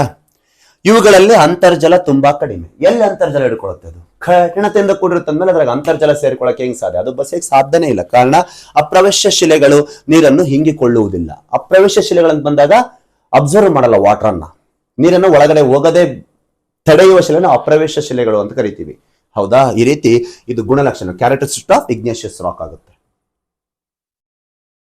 ಪದರ ಶಿಲೆ, ಸೆಡಿಮೆಂಟರಿ ರಾಕ್. ಇಷ್ಟತ್ತು ನೋಡಿದ್ದು ಅಗ್ನಿಶಿಲೆ. ಈಗ ಬನ್ನಿ ಪದರ ಶಿಲೆ. ಪ್ರಕೃತಿಯಲ್ಲಿ ಪ್ರಾಥಮಿಕವಾಗಿ ರಚನೆಯಾದ ಕಾರಣ ತಾಯಿ ಶಿಲೆ, ಮೂಲ ಶಿಲೆ. ಹೌದಾ? ಖನಿಜಾಂಶದ ಶಿಲೆ, ಕಠಿಣತೆಯಿಂದ ಕೂಡಿದ ಶಿಲೆ, ಅಗ್ನಿಶಿಲೆ ಕರೆದಿವಿ. ಅದೇ ಭೌತಿಕ ಕೃತ್ಯಕ್ಕೆ ಪ್ರಕೃತಿಯಲ್ಲಿ ರಚನೆಯಾದ ಈಗಾಗಲೇ ಶಿಲೆ, ಅಗ್ನಿಶಿಲೆಯಿಂದ ರಚನೆಯಾಗುವುದೇ ಸೆಡಿಮೆಂಟರಿ ರಾಕ್. ಇದು ಫಸ್ಟ್ ಆಗಲ್ಲ, ಅದು ಫಸ್ಟ್. ಅದರಿಂದ ಇದು ನೋಡಿ, ಪದರ ಶಿಲೆಯು ಇತರೆ ಹೆಸರುಗಳಿಂದ ಕರೆಸಿಕೊಳ್ಳುತ್ತೆ. ಕಣಶಿಲೆ, ಜಲಜ ಶಿಲೆ, ಪಳಿಯುಳಿಕ ಶಿಲೆ, ದ್ವಿತೀಯ ಶಿಲೆ. ಅದು ಪ್ರಾಥಮಿಕ, ಇದು ದ್ವಿತೀಯ. ನೋಡೋಣ ಹೆಂಗ ಅಂತೇಳಿ ಬನ್ನಿ. ಸೆಡಿಮೆಂಟರಿ ಎಂಬ ಪದವು ಲ್ಯಾಟಿನ್ ಭಾಷೆಯ ಸೆಡಿಮೆಂಟಮ್ ಎಂಬ ಪದದಿಂದ ಬಂದಿದೆ. ಲ್ಯಾಟಿನ್ ಭಾಷೆಯಲ್ಲಿ ಸೆಡಿಮೆಂಟಮ್ ಎಂದರೆ ತಳ ಸೇರು, ಒಟ್ಟುಗೂಡು ಎಂದು ಅರ್ಥ. ಇಗ್ನೇಷಿಯಸ್ ಅಗ್ನಿ, ಇಗ್ನಸ್ ಲ್ಯಾಟಿನ್ ಭಾಷೆ. ಇದು ಲ್ಯಾಟಿನ್ ಭಾಷೆಯ ಸೆಡಿಮೆಂಟಮ್ ಎಂಬ ಪದದಿಂದ ಬಂದಿದೆ. ಸೆಡಿಮೆಂಟರಿ ಇಂಗ್ಲಿಷ್, ಲ್ಯಾಟಿನ್ ಭಾಷೆ ಸೆಡಿಮೆಂಟಮ್ ಎಂಬ ಪದ. ಸೆಡಿಮೆಂಟಮ್ ಎಂದರೆ ತಳ ಸೇರಿ ಒಟ್ಟುಗೂಡು. ಏನು? ಈಗಾಗಲೇ ರಚನೆಯಾದ ಅಗ್ನಿಶಿಲೆ ಹಲವು ಭೌತಿಕ ಕೃತ್ಯಗಳಿಂದ ಕಣಗಳ ಬಿಡುಗಡೆಯಾಗಿ ಏನು ಏನು ನಗ್ನೀಕರಣವಾಗಿ ಕಣಶಿಲೆ. ಆ ಕಣಶಿಲೆ ಹೋಗಿ ಒಂದು ಜಲದ ಕೆಳಭಾಗದಲ್ಲಿ ಪದರ ಪದರಾಗಿ ರಚನೆಯಾಗಿ ಜಲಜ ಶಿಲೆ. ಅದರಲ್ಲಿ ಸತ್ತ ಜೀವಿಗಳು ಊದಿಕೊಂಡು ಪಳಿಯುಳಿಕೆ ಶಿಲೆ. ಪ್ರಾಥಮಿಕ ಶಿಲೆಯೋಗಿಯಾಗುವುದೇ ದ್ವಿತೀಯ ಶಿಲೆ. ಹಾಗಾದ್ರೆ ಪ್ರಕೃತಿಯಲ್ಲಿ ನೇರವಾಗಿ ಫಸ್ಟ್ ಸಿಗಲ್ಲ, ಅದು ಆದ್ಮೇಲೆ ಇದು ಅಂತ ಅರ್ಥ. ತಳ ಸೇರಿ ಒಟ್ಟುಗೂಡುತ್ತೆ. ಹೇಗೆ? ಪದರ ಪದರಾಗಿ. ತಳ ಎಲ್ಲಿ ಸೇರುತ್ತೆ? ಸಮುದ್ರ, ಸಾಗರ, ಸರೋವರಗಳಲ್ಲಿ. ಅದಕ್ಕೆ ಜಲಜ ಶಿಲೆ. ಹೇಗೆ? ಪದರ ಪದರ ಪದರ ಪದರ ಪದರ ಒಟ್ಟುಗೂಡಿದಾಗ ರಚನೆಯಾಗುವ. ಅದರಷ್ಟು ಕಠಿಣ ಇರುವುದಿಲ್ಲ. ಹೀಗೆ ಪದರ ಪದರಾಗಿ ರಚನೆಯಾಗಬೇಕಾದರೆ ಜೀವಿಗಳು ಊದಿಕೊಳ್ತವೆ. ಜೀವಾವಶೇಷ, ಅದು ಖನಿಜಾಂಶ, ಇದು ಜೀವಾವಶೇಷ. ಪಳಿಯುಳಿಕೆ ಶಿಲೆ ಇದು. ಈಗಾಗಲೇ ಪ್ರಾಥಮಿಕವಾಗಿ ರಚನೆಯಾದ ಅಗ್ನಿಶಿಲೆಯು ಭೂಮಿಯ ಹೊರ ವಲಯದಲ್ಲಿ ವಾಯುಮಂಡಲದ ಘಟಕಗಳಿಂದ ಶಿಥಿಲೀಕರಣ ಹೊಂದಿ, ಅಲ್ಲದೆ ನಗ್ನೀಕರಣ ಕೃತ್ಯಗಳಿಗೆ, ನಗ್ನೀಕರಣ ಕೃತ್ಯ ಬಂದಾಗ ನೀರು, ಹಿಮ, ಗಾಳಿ, ಜೀವಿಗಳ ಚಲನವಲನ, ಅಂತರ್ಜಲ ಅಲೆಗಳ ಮುಂತಾದವುಗಳಿಂದ ಕ್ರಿಯೆಯಿಂದ ಇವು ಸಾಗಿಸಲ್ಪಟ್ಟು ತಗ್ಗಾಗಿರುವ ಸಾಗರ ಅಥವಾ ಸರೋವರದಲ್ಲಿ ಒಂದಾದ ಮೇಲೊಂದು ಸಂಚಯನಗೊಳ್ಳುತ್ತವೆ. ಕ್ರಮೇಣ ಚೂರು ಚೂರುಗಳು ಕಬ್ಬಿಣದ ಆಕ್ಸೈಡ್, ಇಲ್ಲಿ ನೋಡಿ, ಕಬ್ಬಿಣದ ಆಕ್ಸೈಡ್ ಹಾಗೂ ಕ್ಯಾಲ್ಸಿಯಂಗಳಿಂದ ಪರಸ್ಪರ ಸಂಬಂಧಿಸಲ್ಪಟ್ಟು ಶಿಲೆಗಳ ಪರಿಣಮಿಸುತ್ತದೆ. ಇದರಲ್ಲಿ ಕ್ಯಾಲ್ಸಿಯಂ ಆಕ್ಸೈಡ್ ಮತ್ತು ಕ್ಯಾಲ್ಸಿಯಂಗಳಿಂದ ಅದೇನಾಗುತ್ತೆ, ಸಂಬಂಧಿಸಲ್ಪಟ್ಟಿರ್ತಕ್ಕಂಥ ಒಂದು ಶಿಲೆ ಆಗಿರುತ್ತೆ. ನೋಡಿ, ಪ್ರಾಥಮಿಕ ಶಿಲೆಯಾದ ಅಗ್ನಿಶಿಲೆಯ ಮೇಲೆ ನಡೆಯುವ ಕೆಲವು ನಗ್ನೀಕರಣ ಕೃತ್ಯಗಳು, ಶಿಲೆಗಳ ಶಿಥಿಲೀಕರಣ ಕೃತ್ಯಗಳು ನಿರಂತರವಾಗಿ ಕಣಗಳ ಬಿಡುಗಡೆಯಾದ ಕಣಗಳು ಒಂದು ನಿರ್ದಿಷ್ಟ ಪ್ರದೇಶದಲ್ಲಿ ಏನಾಗ್ತವೆ, ಜಲ ಸೇರಿ, ಅದು ಏನಿರ್ಲಿ, ಸರೋವರ ಇರಲಿ, ಸಾಗರ ಇರಲಿ, ಆ ಜಲ ಸೇರಿ ಅಲ್ಲಿ ಏನಾಗ್ತವೆ, ತಳ ಸೇರಿ ಒಟ್ಟುಗೂಡಿ ಪದರ ಪದರಾಗಿ ರಚನೆಯಾಗಿ ಅವು ಅದರಲ್ಲಿ ಜೀವಿಗಳು ಊದಿಕೊಂಡು ಪಳೆಯುಳಿಕೆಗಳಾಗಿ ಪ್ರಾಥಮಿಕ ಶಿಲೆಯಾದ ಅಗ್ನಿಶಿಲೆ ಹೋಗಿ ದ್ವಿತೀಯ ಶಿಲೆ ಆಗುತ್ತೆ. ಇಷ್ಟು ಗೊತ್ತಿರಲಿ. ಅದು ಫಸ್ಟ್, ಇದು ಸೆಕೆಂಡ್. ನೋಡಿ ಇಲ್ಲಿ ನಗ್ನೀಕರಣ ಕೃತ್ಯಗಳಿಂದ ಬಿಡುಗಡೆಯಾಗುವ ಕಣ ಆಧಾರದ ಮೇಲೆ ಕಣಶಿಲೆ ಅಂತ ಕರಿತೀವಿ. ಕಣಗಳು ನಿರಂತರ ಚಲನೆಗೆ ಒಳಗಾಗಿ ಜಲದ ಕೆಳಭಾಗದಲ್ಲಿ ಸೇರಿ ಜಲಜ ಶಿಲೆ ಅಂತ ಕರೆಸಿಕೊಳ್ಳುತ್ತೆ. ತಳ ಸೇರಿ ಒಟ್ಟುಗೂಡಿ ಪದರ ಪದರಾಗಿ ರಚನೆ ಅಂದ್ರೆ ಪದರ ಶಿಲೆ ಅಂತ ಕರೆಸಿಕೊಳ್ಳುತ್ತೆ. ಜಲದಲ್ಲಿ ಜಲಜೀವಿಗಳು ತಮ್ಮ ಜೀವಿತಾವಧಿ ಕೊನೆಗೊಂಡಾಗ ಈ ಪದರ ಶಿಲೆಗಳಿಂದ ಕೂಡಿದ್ದು ಬಹು ವರ್ಷಗಳ ನಂತರ ಅದರಲ್ಲಿ ಇಂಧನವಾದೊಂದು ಪಳೆಯುಳಿಕೆ ಶಿಲೆ ಅಂತ ಕರಿತೀವಿ. ಹೀಗೆ ಪ್ರಾಥಮಿಕ ಶಿಲೆ, ದ್ವಿತೀಯ ಶಿಲೆ ಆಗುತ್ತೆ. ಇಲ್ಲಿ ನಿಮಗೆ ಮ್ಯಾಪ್ ಮೂಲಕ ತೋರಿಸ್ತೀನಿ ನೋಡಿ. ಒಂದು, ಇಲ್ಲಿ ಎಲ್ಲೇ ಅಗ್ನಿಶಿಲೆಗಳಿದಾವೆ. ಅಗ್ನಿಶಿಲೆಗಳಲ್ಲಿ ಒಂದು ನದಿ ಹರಿದು ಬರ್ತಾ ಇದೆ. ನದಿ ಹರಿದು ಅಗ್ನಿಶಿಲೆಗಳ ಮೇಲೆ ಹೋಗ್ಬೇಕಾದ್ರೆ ಇಂದ ಚಿಕ್ಕ ಚಿಕ್ಕ ಕಣಗಳು ಬಿಡುಗಡೆ ಆಗ್ತವೆ. ಅದಕ್ಕೆ ನಾವು ಶೀತಲೀಕರಣ, ನಗ್ನೀಕರಣ ಅಂತ ಕರಿತೀವಿ. ಅಂದ್ರೆ ಸಾವಿರಾರು ವರ್ಷಗಳ ಕಾಲ ಶಿಲೆಗಳ ನಿರಂತರವಾಗಿ ಸವೆಯುವ ಕ್ರಿಯೆಗೆ ನಾವು ಶೀತಲೀಕರಣ, ನಗ್ನೀಕರಣ ಅಂತ ಕರಿತೀವಿ. ಒಂದು ನಿರ್ದಿಷ್ಟ ದಿಕ್ಕಿನಲ್ಲಿ ನದಿಯು ಹರಿಯಬೇಕಾದರೆ ಅಲ್ಲಿರ್ತಕ್ಕಂಥ ಅಗ್ನಿಶಿಲೆಯು ಅದು ಭೌತಿಕ ಕ್ರಿಯೆಗೆ ಒಳಪಟ್ಟು ಅದರಿಂದ ಬಿಡುಗಡೆಯಾದ ಕಣಗಳಾದ ಕಾರಣ ಕಣಶಿಲೆ. ಬಿಡುಗಡೆಯಾದ ಕಣಗಳು ಹೀಗೆ ನಿರಂತರ ಚಲನೆಗೆ ಒಳಗಾಗಿ ಕೊನೆಗೆ ನದಿ ಹೋಗಿ ಸಮುದ್ರ ಸಾಗರದಲ್ಲಿ ತಳ ಸೇರಿ ಒಟ್ಟುಗೂಡುತ್ತೆ. ಸಮುದ್ರ ಸಾಗರದಲ್ಲಿ ಹೋಗುವುದರಿಂದ ಆ ಶಿಲೆಗೆ ನಾವು ಜಲಜ ಶಿಲೆ. ಹೀಗೆ ಸಮುದ್ರ ಸಾಗರದಲ್ಲಿ ಹೋದ ಎಲ್ಲಾ ಕಣಗಳು ಆ ಸಾಗರ ಅಥವಾ ಸರೋವರದಲ್ಲಿ ನಿರ್ದಿಷ್ಟ ಪ್ರದೇಶದಲ್ಲಿ ಲೇಯರ್ ಆಗಿ ಫಾರ್ಮೇಶನ್ ಆಗುತ್ತೆ. ಹೀಗೆ ಪದರ ಪದರಾಗಿ ರಚನೆಯಾಗುವುದರಿಂದ ಪದರ ಶಿಲೆ. ಅಗ್ನಿಶಿಲೆಯಲ್ಲಿ ಈ ಒಂದು ಕ್ರಿಯೆ ನಡೀತಾ ಇದೆ ನೋಡಿ. ಹೀಗೆ ಜಲದಲ್ಲಿ ಇರ್ತಕ್ಕಂಥ ಜೀವಿಗಳು, ಇಲ್ಲಿರ್ತಕ್ಕಂಥ ಜೀವಿಗಳು ಸಸ್ಯವಿರಲಿ ಪ್ರಾಣಿವಿರಲಿ, ಅವು ತಮ್ಮ ಜೀವಿತಾವಧಿ ಕೊನೆಗೊಂಡಾಗ ಇದರಲ್ಲಿ ಹೂದಿಕೊಳ್ತಾವೆ. ನೋಡಗ ಇಲ್ಲೆಲ್ಲ ಬಿದ್ದಿದೆ ನೋಡಿ, ಈ ಮೀನಿಲ್ಲಿ ಸತ್ತು ಬಿದ್ದಿದೆ, ನೋಡಗ ಈ ಸಸ್ಯಲ್ಲಿ ಬಿದ್ದಿದೆ. ಇದು ಬಿದ್ದಾಗ ಇದರಲ್ಲಿ ಹೂದಿಕೊಂಡು ಅದರಲ್ಲಿ ಸಾವಿರಾರು ವರ್ಷದ ನಂತರ ನಮಗೆ ಅದು ಪಳೆಯುಳಿಕೆಯಾಗಿ ಇಂಧನ ರೂಪದಲ್ಲಿ ದೊರೆಯುವುದರಿಂದ ಪಳೆಯುಳಿಕೆ ಶಿಲೆ. ಖನಿಜಾಂಶ ಇಲ್ಲಪಿ, ಅದು ಅಗ್ನಿಶಿಲೆ. ಹೀಗೆ ಪ್ರಾಥಮಿಕ ಶಿಲೆಯಾದ ಅಗ್ನಿಶಿಲೆ ಹೋಗಿ ದ್ವಿತೀಯ ಶಿಲೆಯಾಗಿ ರಚನೆಯಾಗುವುದೇ ಪದರ ಶಿಲೆ. ಅಷ್ಟೇ ನೋಡಿ. ತಳ ಸೇರಿ ಒಟ್ಟುಗೂಡ್ತಾ ಇದೆ. ಏನು? ಕಣಗಳ ಬಿಡುಗಡೆಯಾಗಿ. ಹೇಗೆ? ಪದರ ಪದರಾಗಿ. ಎಲ್ಲಿ? ಜಲದ ಕೆಳಭಾಗದಲ್ಲಿ. ಯಾವುದರಿಂದ? ಸತ್ತ ಜೀವಿಗಳು ಹೂದಿಕೊಂಡು ಪಳೆಯುಳಿಕೆಗಳಿಂದ. ಅದೇ ಏನು? ಅಗ್ನಿಶಿಲೆ, ಪ್ರಾಥಮಿಕ ಶಿಲೆ. ಹೋಗಿ ಏನಾಯಿತು? ದ್ವಿತೀಯ ಶಿಲೆ. ಯಾವುದು? ಸೆಡಿಮೆಂಟರಿ, ಪದರ ಶಿಲೆ. ಇಷ್ಟೇ. ಅದು ಫಸ್ಟ್ ರಚನೆ ಆಗುತ್ತೆ, ಸೆಕೆಂಡ್ ಇದು ರಚನೆ ಆಗುತ್ತೆ. ಅರ್ಥ ಆಯ್ತಲ್ವಾ? ನೋಡಿ, ಇಲ್ಲಿ ಈಗ ಇಲ್ಲೊಂದು ಇದು ಕೊಟ್ಟಿದ್ದಾನೆ ನೋಡಿ, ಒಂದು ಮ್ಯಾಪ್ ಎಷ್ಟು ಚೆನ್ನಾಗಿ ಕೊಟ್ಟಿದ್ದಾನೆ, ಅರ್ಥ ಮಾಡ್ಕೊಳ್ಳಿದಿನ. ಇದು ಫಸ್ಟ್ ಅಗ್ನಿಶಿಲೆ, ಓಕೆನಾ? ಇಲ್ಲಿ ಅವನು ಪದರ ಶಿಲೆ ಕೊಟ್ಟಿದ್ದಾನೆ ನೋಡಿ. ಇಲ್ಲಿ ನೋಡಿ, ಅಗ್ನಿಶಿಲೆ ರಚನೆ ಆಗುತ್ತೆ ನೋಡಿ. ಮ್ಯಾಗ್ಮಾ, ಅಗ್ನಿ ಹೋಗಿ ಅಗ್ನಿಶಿಲೆ ಆಯ್ತು. ಅಗ್ನಿಶಿಲೆ ಹೋಗಿ ಏನಾಗುತ್ತೆ? ಸೆಡಿಮೆಂಟರಿ ಆಗುತ್ತೆ, ದ್ವಿತೀಯ ಶಿಲೆ. ಹೀಗೆ ಕಣಗಳ ಬಿಡುಗಡೆ ಆಗುತ್ತೆ. ಕಣಗಳ ಬಿಡುಗಡೆಯಾಗಿ ಏನಾಗುತ್ತೆ? ಪದರ ಶಿಲೆ ರಚನೆ ಆಗುತ್ತೆ, ಪದರ ಪದರಾಗಿ ರಚನೆ ಆಗುತ್ತೆ. ಹೀಗೆ ಸೆಡಿಮೆಂಟರಿ ಅಗ್ನಿಶಿಲೆಗಳು ಎರಡು ಆಂತರಿಕ ಒತ್ತಡ ಮತ್ತು ಉಷ್ಣಾಂಶದಿಂದ ರೂಪಾಂತರ ಶಿಲೆ ಆಗುತ್ತೆ, ಮೆಟಮಾರ್ಫಿಕ್ ರಾಕ್. ಎಷ್ಟು ಚೆನ್ನಾಗಿ ಕೊಟ್ಟಿದ್ದಾನೆ ನೋಡಿ, ಹೌದಲ್ವಾ? ನೋಡೋಣ, ಅದನ್ನ ಮುಂದೆ ಗೊತ್ತಾಗುತ್ತೆ. ಸಾಮಾನ್ಯವಾಗಿ ಇತರೆ ಶಿಲೆಗಳು ತಗ್ಗಾದ ಸಾಗರ, ಸಮುದ್ರ, ಸರೋವರ ಮುಂತಾದವುಗಳ ಜಲಜ ಪ್ರದೇಶದಲ್ಲಿ ನಿರ್ಮಾಣವಾಗುವುದರಿಂದ ಜಲಜ ಶಿಲೆ ಅಂತ ನಾವು ನೋಡಿದ್ವಿ. ಅಗ್ನಿಶಿಲೆನೇ ಕಣಗಳೆಲ್ಲ ಬಿಡುಗಡೆಯಾಗಿ. ಉದಾಹರಣೆಗೆ ಮರಳುಗಲ್ಲು, ಸುಣ್ಣದ ಕಲ್ಲು, ಕಾಂಗ್ಲೋಮರೈಟ್, ಕಲ್ಲಿದ್ದಲು, ರೇವೆಗಲ್ಲು, ಜೇಡಿ ಶಿಲೆಗಳು ಮುಂತಾದವುಗಳು ಉದಾಹರಣೆ. ಇದು ಯಾವುದಕ್ಕೆ? ದ್ವಿತೀಯ ಶಿಲೆಯಾದ ಪದರ ಶಿಲೆಗೆ. ಹೌದಾ? ನೋಡಿ, ಅದರ ಶಿಲೆಗಳು ಅಗ್ನಿಶಿಲೆಯಂತೆ ಕಠಿಣವಾಗಿರುವುದಿಲ್ಲ. ಯಾಕ? ಅದು ಅಗ್ನಿಯಿಂದ ರಚನೆ ಆಗಿದ್ದು, ಒತ್ತೊತ್ತಾಗಿತ್ತು. ಇದು ಏನು? ಕಣಗಳ ಬಿಡುಗಡೆಯಾಗಿ ಪದರ ಹೊಡೆದ್ರೆ ಪುಡಿ ಪುಡಿ ಆಗುತ್ತೆ. ಅದು ಹೊಡೆದ್ರೆ ಬೊಳ್ಳಿ ಬಂದು ಸೊಂಡೆ ರೀತಿ ಆಗುತ್ತೆ. ಅಗ್ನಿಶಿಲೆ ಕಠಿಣ ಜಾಸ್ತಿ, ತುಂಬಾ ಒತ್ತೊತ್ತಾಗಿರ್ತವೆ ಕಣಗಳು. ಇದರಲ್ಲಿಲ್ಲ. ಕಣಗಳು ಹೋಗಿ ಸಂಯೋಗ ಆಗಿ ಒತ್ತಡ ಆಗಿ ಅದು ಪದರ ಪದರಾಗಿ ರಚನೆ. ಅದಕ್ಕೆ ಅದು ಸೆಡಿಮೆಂಟರಿ ರಾಕ್, ತಳ ಸೇರಿ ಒಟ್ಟುಗೂಡಿರುತ್ತಿದ್ದು. ಅದಕ್ಕೆ ಅಗ್ನಿಶಿಲೆಯತ್ತು ಕಠಿಣವಾಗಿರದೆ ಮೃದುವಾದ ಚೂರುಗಳಿಂದ ಕೂಡಿರುತ್ತದೆ. ಅದರ ಶಿಲೆಗಳ ಕಣಗಳ ಗಾತ್ರವು ವೆಂಟ್ವರ್ತ್ ಮಾಪನದಿಂದ ಎಳಿತಾರೆ. ಇದನ್ನು ಗೊತ್ತಿಲ್ಲ. ಶಿಲೆಗಳ ಕಣದ ಗಾತ್ರ ಯಾವ್ದರಿಂದ ಎಳಿತಾರೆ ಅಂದ್ರೆ ವೆಂಟ್ವರ್ತ್ ಎನ್ನುವಂತ ಸ್ಕೇಲ್ ಇಂದ ಎಳಿತಾರೆ. ನೋಡಿ, ಅಗ್ನಿಶಿಲೆ ಉದಾಹರಣೆ ಲೈಮ್ ಸ್ಟೋನ್, ಚೆಟ್, ಹೌದಾ, ಆರ್ಕೋಸ್, ಶೆಲ್, ಇದು ಸ್ಯಾಂಡ್ ಸ್ಟೋನ್, ಹೌದಾ, ಕಾಂಗ್ಲೋಮೆರೈಟ್ ಎನ್ನುವಂತ ಬರ್ತಾವೆ. ಇಲ್ಲೆಲ್ಲ ಕೊಟ್ಟಿದ್ದೀನಿ ನೋಡಿ, ಅವೇ ಕೊಟ್ಟಿದ್ದೀನಿ. ಹಾಗಾದ್ರೆ ನೋಡೋಣ ಪ್ರಿಯ ಸ್ನೇಹಿತರೆ. ಉದಾಹರಣೆಗಳೇ ಕೇಳ್ತಾನೆ. ಪದರ ಶಿಲೆ ರಚನೆಯ ಆಧಾರದ ಮೇಲೆ ನಾವು 3 ಭಾಗಗಳ ವಿಭಾಗ ಮಾಡಿದಿವಲ್ಲ. ಫಸ್ಟ್ನೇದು ಚಾರ್ಟ್ ಅಲ್ಲೇ ನೋಡಿದಿವಲ್ಲ, ಬೇಕಾದ್ರೆ ನೋಡಿ, ಇಲ್ಲಿ 26ನೇ ಪೇಜ್ಗೆ ಇದಾವಿಲ್ಲ, ಇಲ್ಲಿ ನೋಡಿದಿವಲ್ಲ ನಾವು. ಇಲ್ಲಿ ತಡಿ, 1 ನಿಮಿಷ ತೋರಿಸುವೆ. ಇಲ್ಲಿದೆ ನೋಡಿ. ಹಾಗ ಪದರ ಶಿಲೆ 3 ಭಾಗಗಳು: ಭೌತಿಕ, ರಾಸಾಯನಿಕ, ಜೀವಾವಶೇಷ. ಅದಕ್ಕೆ ನಾವು ಅಲ್ಲಿ ಹೋಗ್ತಾ ಇದೀವಿ. ನೋಡೋಣ, ಇಲ್ಲಿದೆ ನೋಡಿ. ಭೌತಿಕ ಕ್ರಿಯೆಯಿಂದ, ರಾಸಾಯನಿಕ ಮತ್ತು ಜೀವಾವಶೇಷಗಳಿಂದ. ಭೌತಿಕ ಕ್ರಿಯೆಯಿಂದ ರಚನೆಯಾಗುವ ಶಿಲೆಗಳು ಮೆಕ್ಯಾನಿಕಲ್ ಫಾರ್ಮ್ಡ್ ರಾಕ್ಸ್ ಅಂತ ಕರಿತೀವಿ. ಪ್ರಕೃತಿಯಲ್ಲಿ ಈಗಾಗಲೇ ರಚನೆಯಾದ ಪ್ರಾಥಮಿಕ ಶಿಲೆಯಾದ ಅಗ್ನಿಶಿಲೆ ಕೆಲವು ನಗ್ನೀಕರಣ ಕೃತ್ಯಗಳಿಂದ ನದಿ ಸಂಚಯನವಾಗಲಿ, ನಿರಂತರ ನದಿ ಹರಿಯುವುದರಿಂದ ಶಿಲೆಗಳ ಶಿಥಿಲೀಕರಣ ಆಗುತ್ತೆ. ಹಿಮದ ಸಂಚಯನವಾಗಲಿ, ಅದರಿಂದನೂ ಶಿಥಿಲೀಕರಣ ಆಗುತ್ತೆ. ನಿರಂತರವಾಗಿ ಗಾಳಿ ಬೀಸೋದ್ರಿಂದ ಶಿಥಿಲೀಕರಣ ಆಗುತ್ತೆ. ಮತ್ತು ಕುಂತು ಎಲ್ಲಿ ಶಿಲೆ ಸವಿತೈತೆ ಅಂತೇಳಿ ಸಾವಿರಾರು ವರ್ಷ ಬೇಕು ಶಿಲೆ ಶಿಥಿಲೀಕರಣ ಆಗಕ್ಕೆ. ನಮ್ದು ಜೀವಿತವಾದಿ ಜಲ್ದಿ ಹೋಗ್ಬಿಡ್ತೀವಿ ನಾವು. ನಾನು ಮಾತಾಡ್ತಿರೋದು ಭೌತಿಕ ಕ್ರಿಯೆ, ಶಿಲೆಗಳ ಮೇಲೆ ಆಗುವ ಪ್ರಕೃತಿಯ ಕೆಲವು ನೈಸರ್ಗಿಕ ಚಟುವಟಿಕೆಯಲ್ಲಿ ಆಗುವುದು ನಗ್ನೀಕರಣ ಕೃತ್ಯಗಳು. ಹೌದಾ? ಏನದು ಭೌತಿಕ ಕ್ರಿಯೆ? ಏನಿದು ಮೆಕ್ಯಾನಿಕಲ್?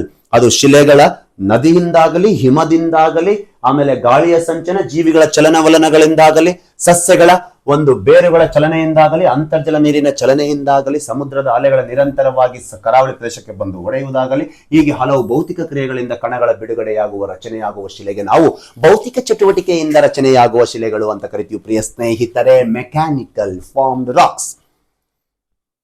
ಕೊನೆಗೆ ಜಲದಲ್ಲಿ ತಳಸೇರಿ ಒಟ್ಟುಗೂಡ್ತವೆ. ಸೆಡಿಮೆಂಟಮ್ ಎಂಬ ಪದ ಅಂದ್ರೆ ಏನು? ತಳಸೇರಿ ಒಟ್ಟುಗೂಡಿ. ಏನು? ಕಣಗಳ ಬಿಡುಗಡೆಯಾದವು ಈಗ ಭೌತಿಕ ಕ್ರಿಯೆಗಳಿಂದ. ನದಿ ಸಂಚಯನ, ಹಿಮ ಸಂಚಯನ, ಗಾಳಿಯ ಸಂಚಯನ, ಜೀವಿಗಳ ಚಲನವಲನ, ಸಸ್ಯಗಳ ಚಲನವಲನ, ಸಮುದ್ರದ ಅಲೆಗಳ ಅಂತರಾಳದಲ್ಲಿರ್ತಕ್ಕಂಥ ಜಲದ ಚಲನೆಯಿಂದ, ಹೀಗೆ ಹಲವು ಕೃತ್ಯಗಳಿಂದ ಬಿಡುಗಡೆಯಾದ ಕಣಗಳಾದ ಕಾರಣ ಕಣಶಿಲೆ ಹೋಗಿ ಏನಾಗುತ್ತೆ? ತಳಸೇರಿ ಒಟ್ಟುಗೂಡುತ್ತೆ. ನೀರಿನಲ್ಲಿರುವ ಸುಣ್ಣ, ಸಿಲಿಕೇಟ್ ಹಾಗೂ ಇತರೆ ಖನಿಜಾಂಶಗಳಿಂದ ಬಂಧಿಸಲ್ಪಟ್ಟು ನಂತರ ಮೇಲಿನ ಶಿಲಾ ಪದರುಗಳ ಒತ್ತಡದಿಂದ ಗಟ್ಟಿಯಾಗಿ ರಚನೆಯಾಗುವ ಶಿಲೆಯಾಗಿರುತ್ತೆ. ಆದರೆ ಅಗ್ನಿಶಿಲೆಯಷ್ಟು ಗಟ್ಟಿ ಇರುವುದಿಲ್ಲ.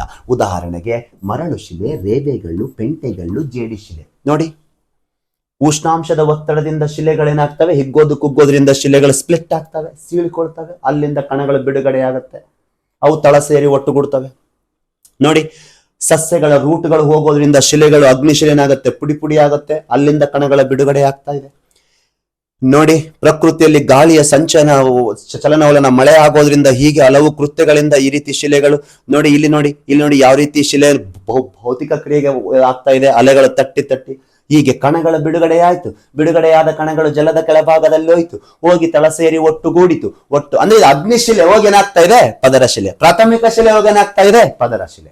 ಇವುಗಳು ಮರಳು ಮತ್ತು ಜೇಡಿ ಮಣ್ಣಿನ ಪ್ರಮಾಣ ಆಧಾರದ ಮೇಲೆ ಎರಡು ಭಾಗಗಳು. ಏನೋ ಮರಳು ಮತ್ತು ಜೇಡಿ ಅನ್ನೋ ಆಧಾರದ ಮೇಲೆ. ಮರಳು ಅಂತ ಬಂದಾಗ ಬೃಹತ್ ಕಣಗಳು, ಜೇಡಿ ಅಂತ ಬಂದಾಗ ಚಿಕ್ಕ ಚಿಕ್ಕ ಕಣಗಳು, ಮರಳು ಶಿಲೆಗಳು. ಹೌದಾ? ಈ ಶಿಲೆಗಳು ಮರಳಿನ ಪ್ರಮಾಣವು ಹೆಚ್ಚಾಗಿರುತ್ತದೆ ಮತ್ತು ದಪ್ಪನೆಯ ಮರಳಿನ ಕಣಗಳಿಂದ ಕೂಡಿರುತ್ತದೆ. ಸಿಲಿಕೇಟ್ ಮತ್ತು ಸುಣ್ಣದ ಅಂಶವು ವಸ್ತುಗಳಿಂದ ಬಂಧಿಸಲ್ಪಟ್ಟು ಶಿಲೆಗಳ ಪರಿಣಮಿಸಿದೆ. ಸಿಲಿಕೇಟ್ ಮತ್ತು ಸುಣ್ಣದ ಅಂಶದಿಂದ ಇವುಗಳನ್ನು ಮರಳುಮಯ ಶಿಲೆಗಳು ಅಂತ ಕರಿತೀವಿ ನಾವು. ಉದಾಹರಣೆಗೆ ಪೆಂಟೆಗಲ್ಲು ಎನ್ನುವಂಥದ್ದು ರಾಕ್ ಬರುತ್ತೆ. ಇವುಗಳು ಅಸ್ಪಷ್ಟ ರಚನೆಯಿಂದ ಕೂಡಿರುತ್ತದೆ, ಅಲ್ಲದೆ ಸಾಮಾನ್ಯವಾಗಿ ಪ್ರವೇಶ ಶಿಲೆಗಳಾಗಿರುತ್ತವೆ. ಅಂದ್ರೇನು ಪ್ರವೇಶ ಶಿಲೆಗಳು? ಅಂದ್ರೆ ನೀರು ರಂಧ್ರದ ಮೂಲಕ ಹಿಂಗುವಂಥದ್ದು, ಅಬ್ಸರ್ವ್ ಮಾಡುವಂಥದ್ದು, ಅದು ಅಪ್ರವೇಶ ಅಗ್ನಿಶಿಲೆ. ಇದು ಪದರ ಶಿಲೆ ಅಲ್ಲ, ಪ್ರವೇಶ ಶಿಲೆ ಆಗಿರುತ್ತೆ. ಮೃಣ್ಮಯ ಶಿಲೆ. ಹೌದಾ? ಮೃಣ್ಮಯ ಶಿಲೆ ಅಂತ ಬಂದಾಗ ಮರಳು ಅಂದ್ರೆ ಜೇಡಿಯುಕ್ತ ಅಂಶ ಜಾಸ್ತಿ, ಮರಳುಯುಕ್ತ ಅಂಶ ಇರೋದ್ರಿಂದ ಮರಳು ಶಿಲೆ. ಮೃಣ್ಮಯ ಶಿಲೆ ಅಂದ್ರೆ ಜೇಡಿಯುಕ್ತ, ಚಿಕ್ಕ. ಇದು ದಪ್ಪ ಕಣಗಳು, ಇದು ಚಿಕ್ಕ ಕಣಗಳು ನೋಡಿ. ಮರಳು ಪ್ರಮಾಣವು ಹೆಚ್ಚಾಗಿರದೆ ಸೂಕ್ಷ್ಮ ಜೇಡಿ ಮಣ್ಣು ಮತ್ತು ಖನಿಜಾಂಶಗಳಿಂದ ನಿರ್ಮಾಣಗೊಂಡಿರುವ ಶಿಲೆ ಮೃದು ಶಿಲೆಯಾಗಿರುತ್ತದೆ ನೋಡಿ. ಜೇಡು ಶಿಲೆ, ರೇವೆಗಲ್ಲುಗಳು ಸೂಕ್ಷ್ಮ ಕಣಗಳ ಕಾರಣ ಒತ್ತಾದ ಕಣಗಳ ರಚನೆಗಳಿಂದ ಕೂಡಿರುತ್ತದೆ. ಅಪ್ರವೇಶ ಶಿಲೆಗಳು ಆಗಿರುತ್ತವೆ, ಯಾಕಂದ್ರೆ ನೀರನ್ನು ಪ್ರವೇಶಿಸಲು ಸುಲಭವಾಗಿ ಸಾಧ್ಯವಿಲ್ಲ. ಮರಳಲ್ಲಿ ನೀರು ಜಲ್ದಿ ಹೋಗುತ್ತೋ ಹಿಂಗೆ ಬಿದ್ದಾಗ, ಅಥವಾ ಗಟ್ಟಿಯಾದ ಒಂದು ಚಿಕ್ಕ ಕಣಗಳಿಂದ ಕುಣಿನಲ್ಲಿ ನೀರು ಜಲ್ದಿ ಹೋಗುತ್ತೋ? ಮರಳಿನಲ್ಲಿ ಜಲ್ದಿ ನೀರು ಹೋಗ್ಬಿಡುತ್ತೆ, ಯಾಕಂದ್ರೆ ರಂಧ್ರಗಳು ಜಾಸ್ತಿ ಇರುತ್ತೆ. ಪ್ರವೇಶ ಶಿಲೆಗಳು. ಇದು ಮರಳುಯುಕ್ತ, ಇದು ಮೃಣ್ಮಯ ಅಂದ್ರೆ ಜೇಡಿಯುಕ್ತ. ಬೃಹತ್ ಕಣಗಳು, ಚಿಕ್ಕ ಕಣಗಳು. ಪ್ರವೇಶ ನೀರು, ಅಪ್ರವೇಶ ನೀರು. ಹೌದಾ? ಯಾವುದರ ಆಧಾರದ ಮೇಲೆ ವಿಭಾಗ ಮಾಡಿದೀವಪ್ಪಿ? ಮರಳು ಮತ್ತು ಜೇಡಿಯುಕ್ತದ ಆಧಾರದ ಮೇಲೆ. ಹೌದಾ? Classification of sedimentary rock. ಅದೇ ನೋಡಿ, ಅರೆನಾಸಿಯಸ್ ರಾಕ್ ಅಂಡ್ ಅಗ್ರಿಲಾಸಿಯಸ್ ರಾಕ್ ಅಂತಂದೇಳಿ ಇದು ಉದಾಹರಣೆ. ಶೆಲ್ ಮತ್ತು ಇಲ್ಲಿ ನೋಡಿ ಸ್ಯಾಂಡ್ ಸ್ಟೋನ್, ಇದು ಶೆಲ್, ಇದು ಚಿಕ್ಕ ಕಣಗಳು. ಇಲ್ಲಿ ಗೊತ್ತಾಗ್ಬಿಡುತ್ತೆ ನನಗೆ ಇದೆಲ್ಲ ಮರಳು ಇದೆ ನೋಡಿ. ಕಣ ದೊಡ್ಡ ಇದಾವೆ, ಇದು ಚಿಕ್ಕ ಕಣಗಳಿಂದ ಕೂಡಿರುತ್ತೆ. ಹೌದಾ? ಎಸ್.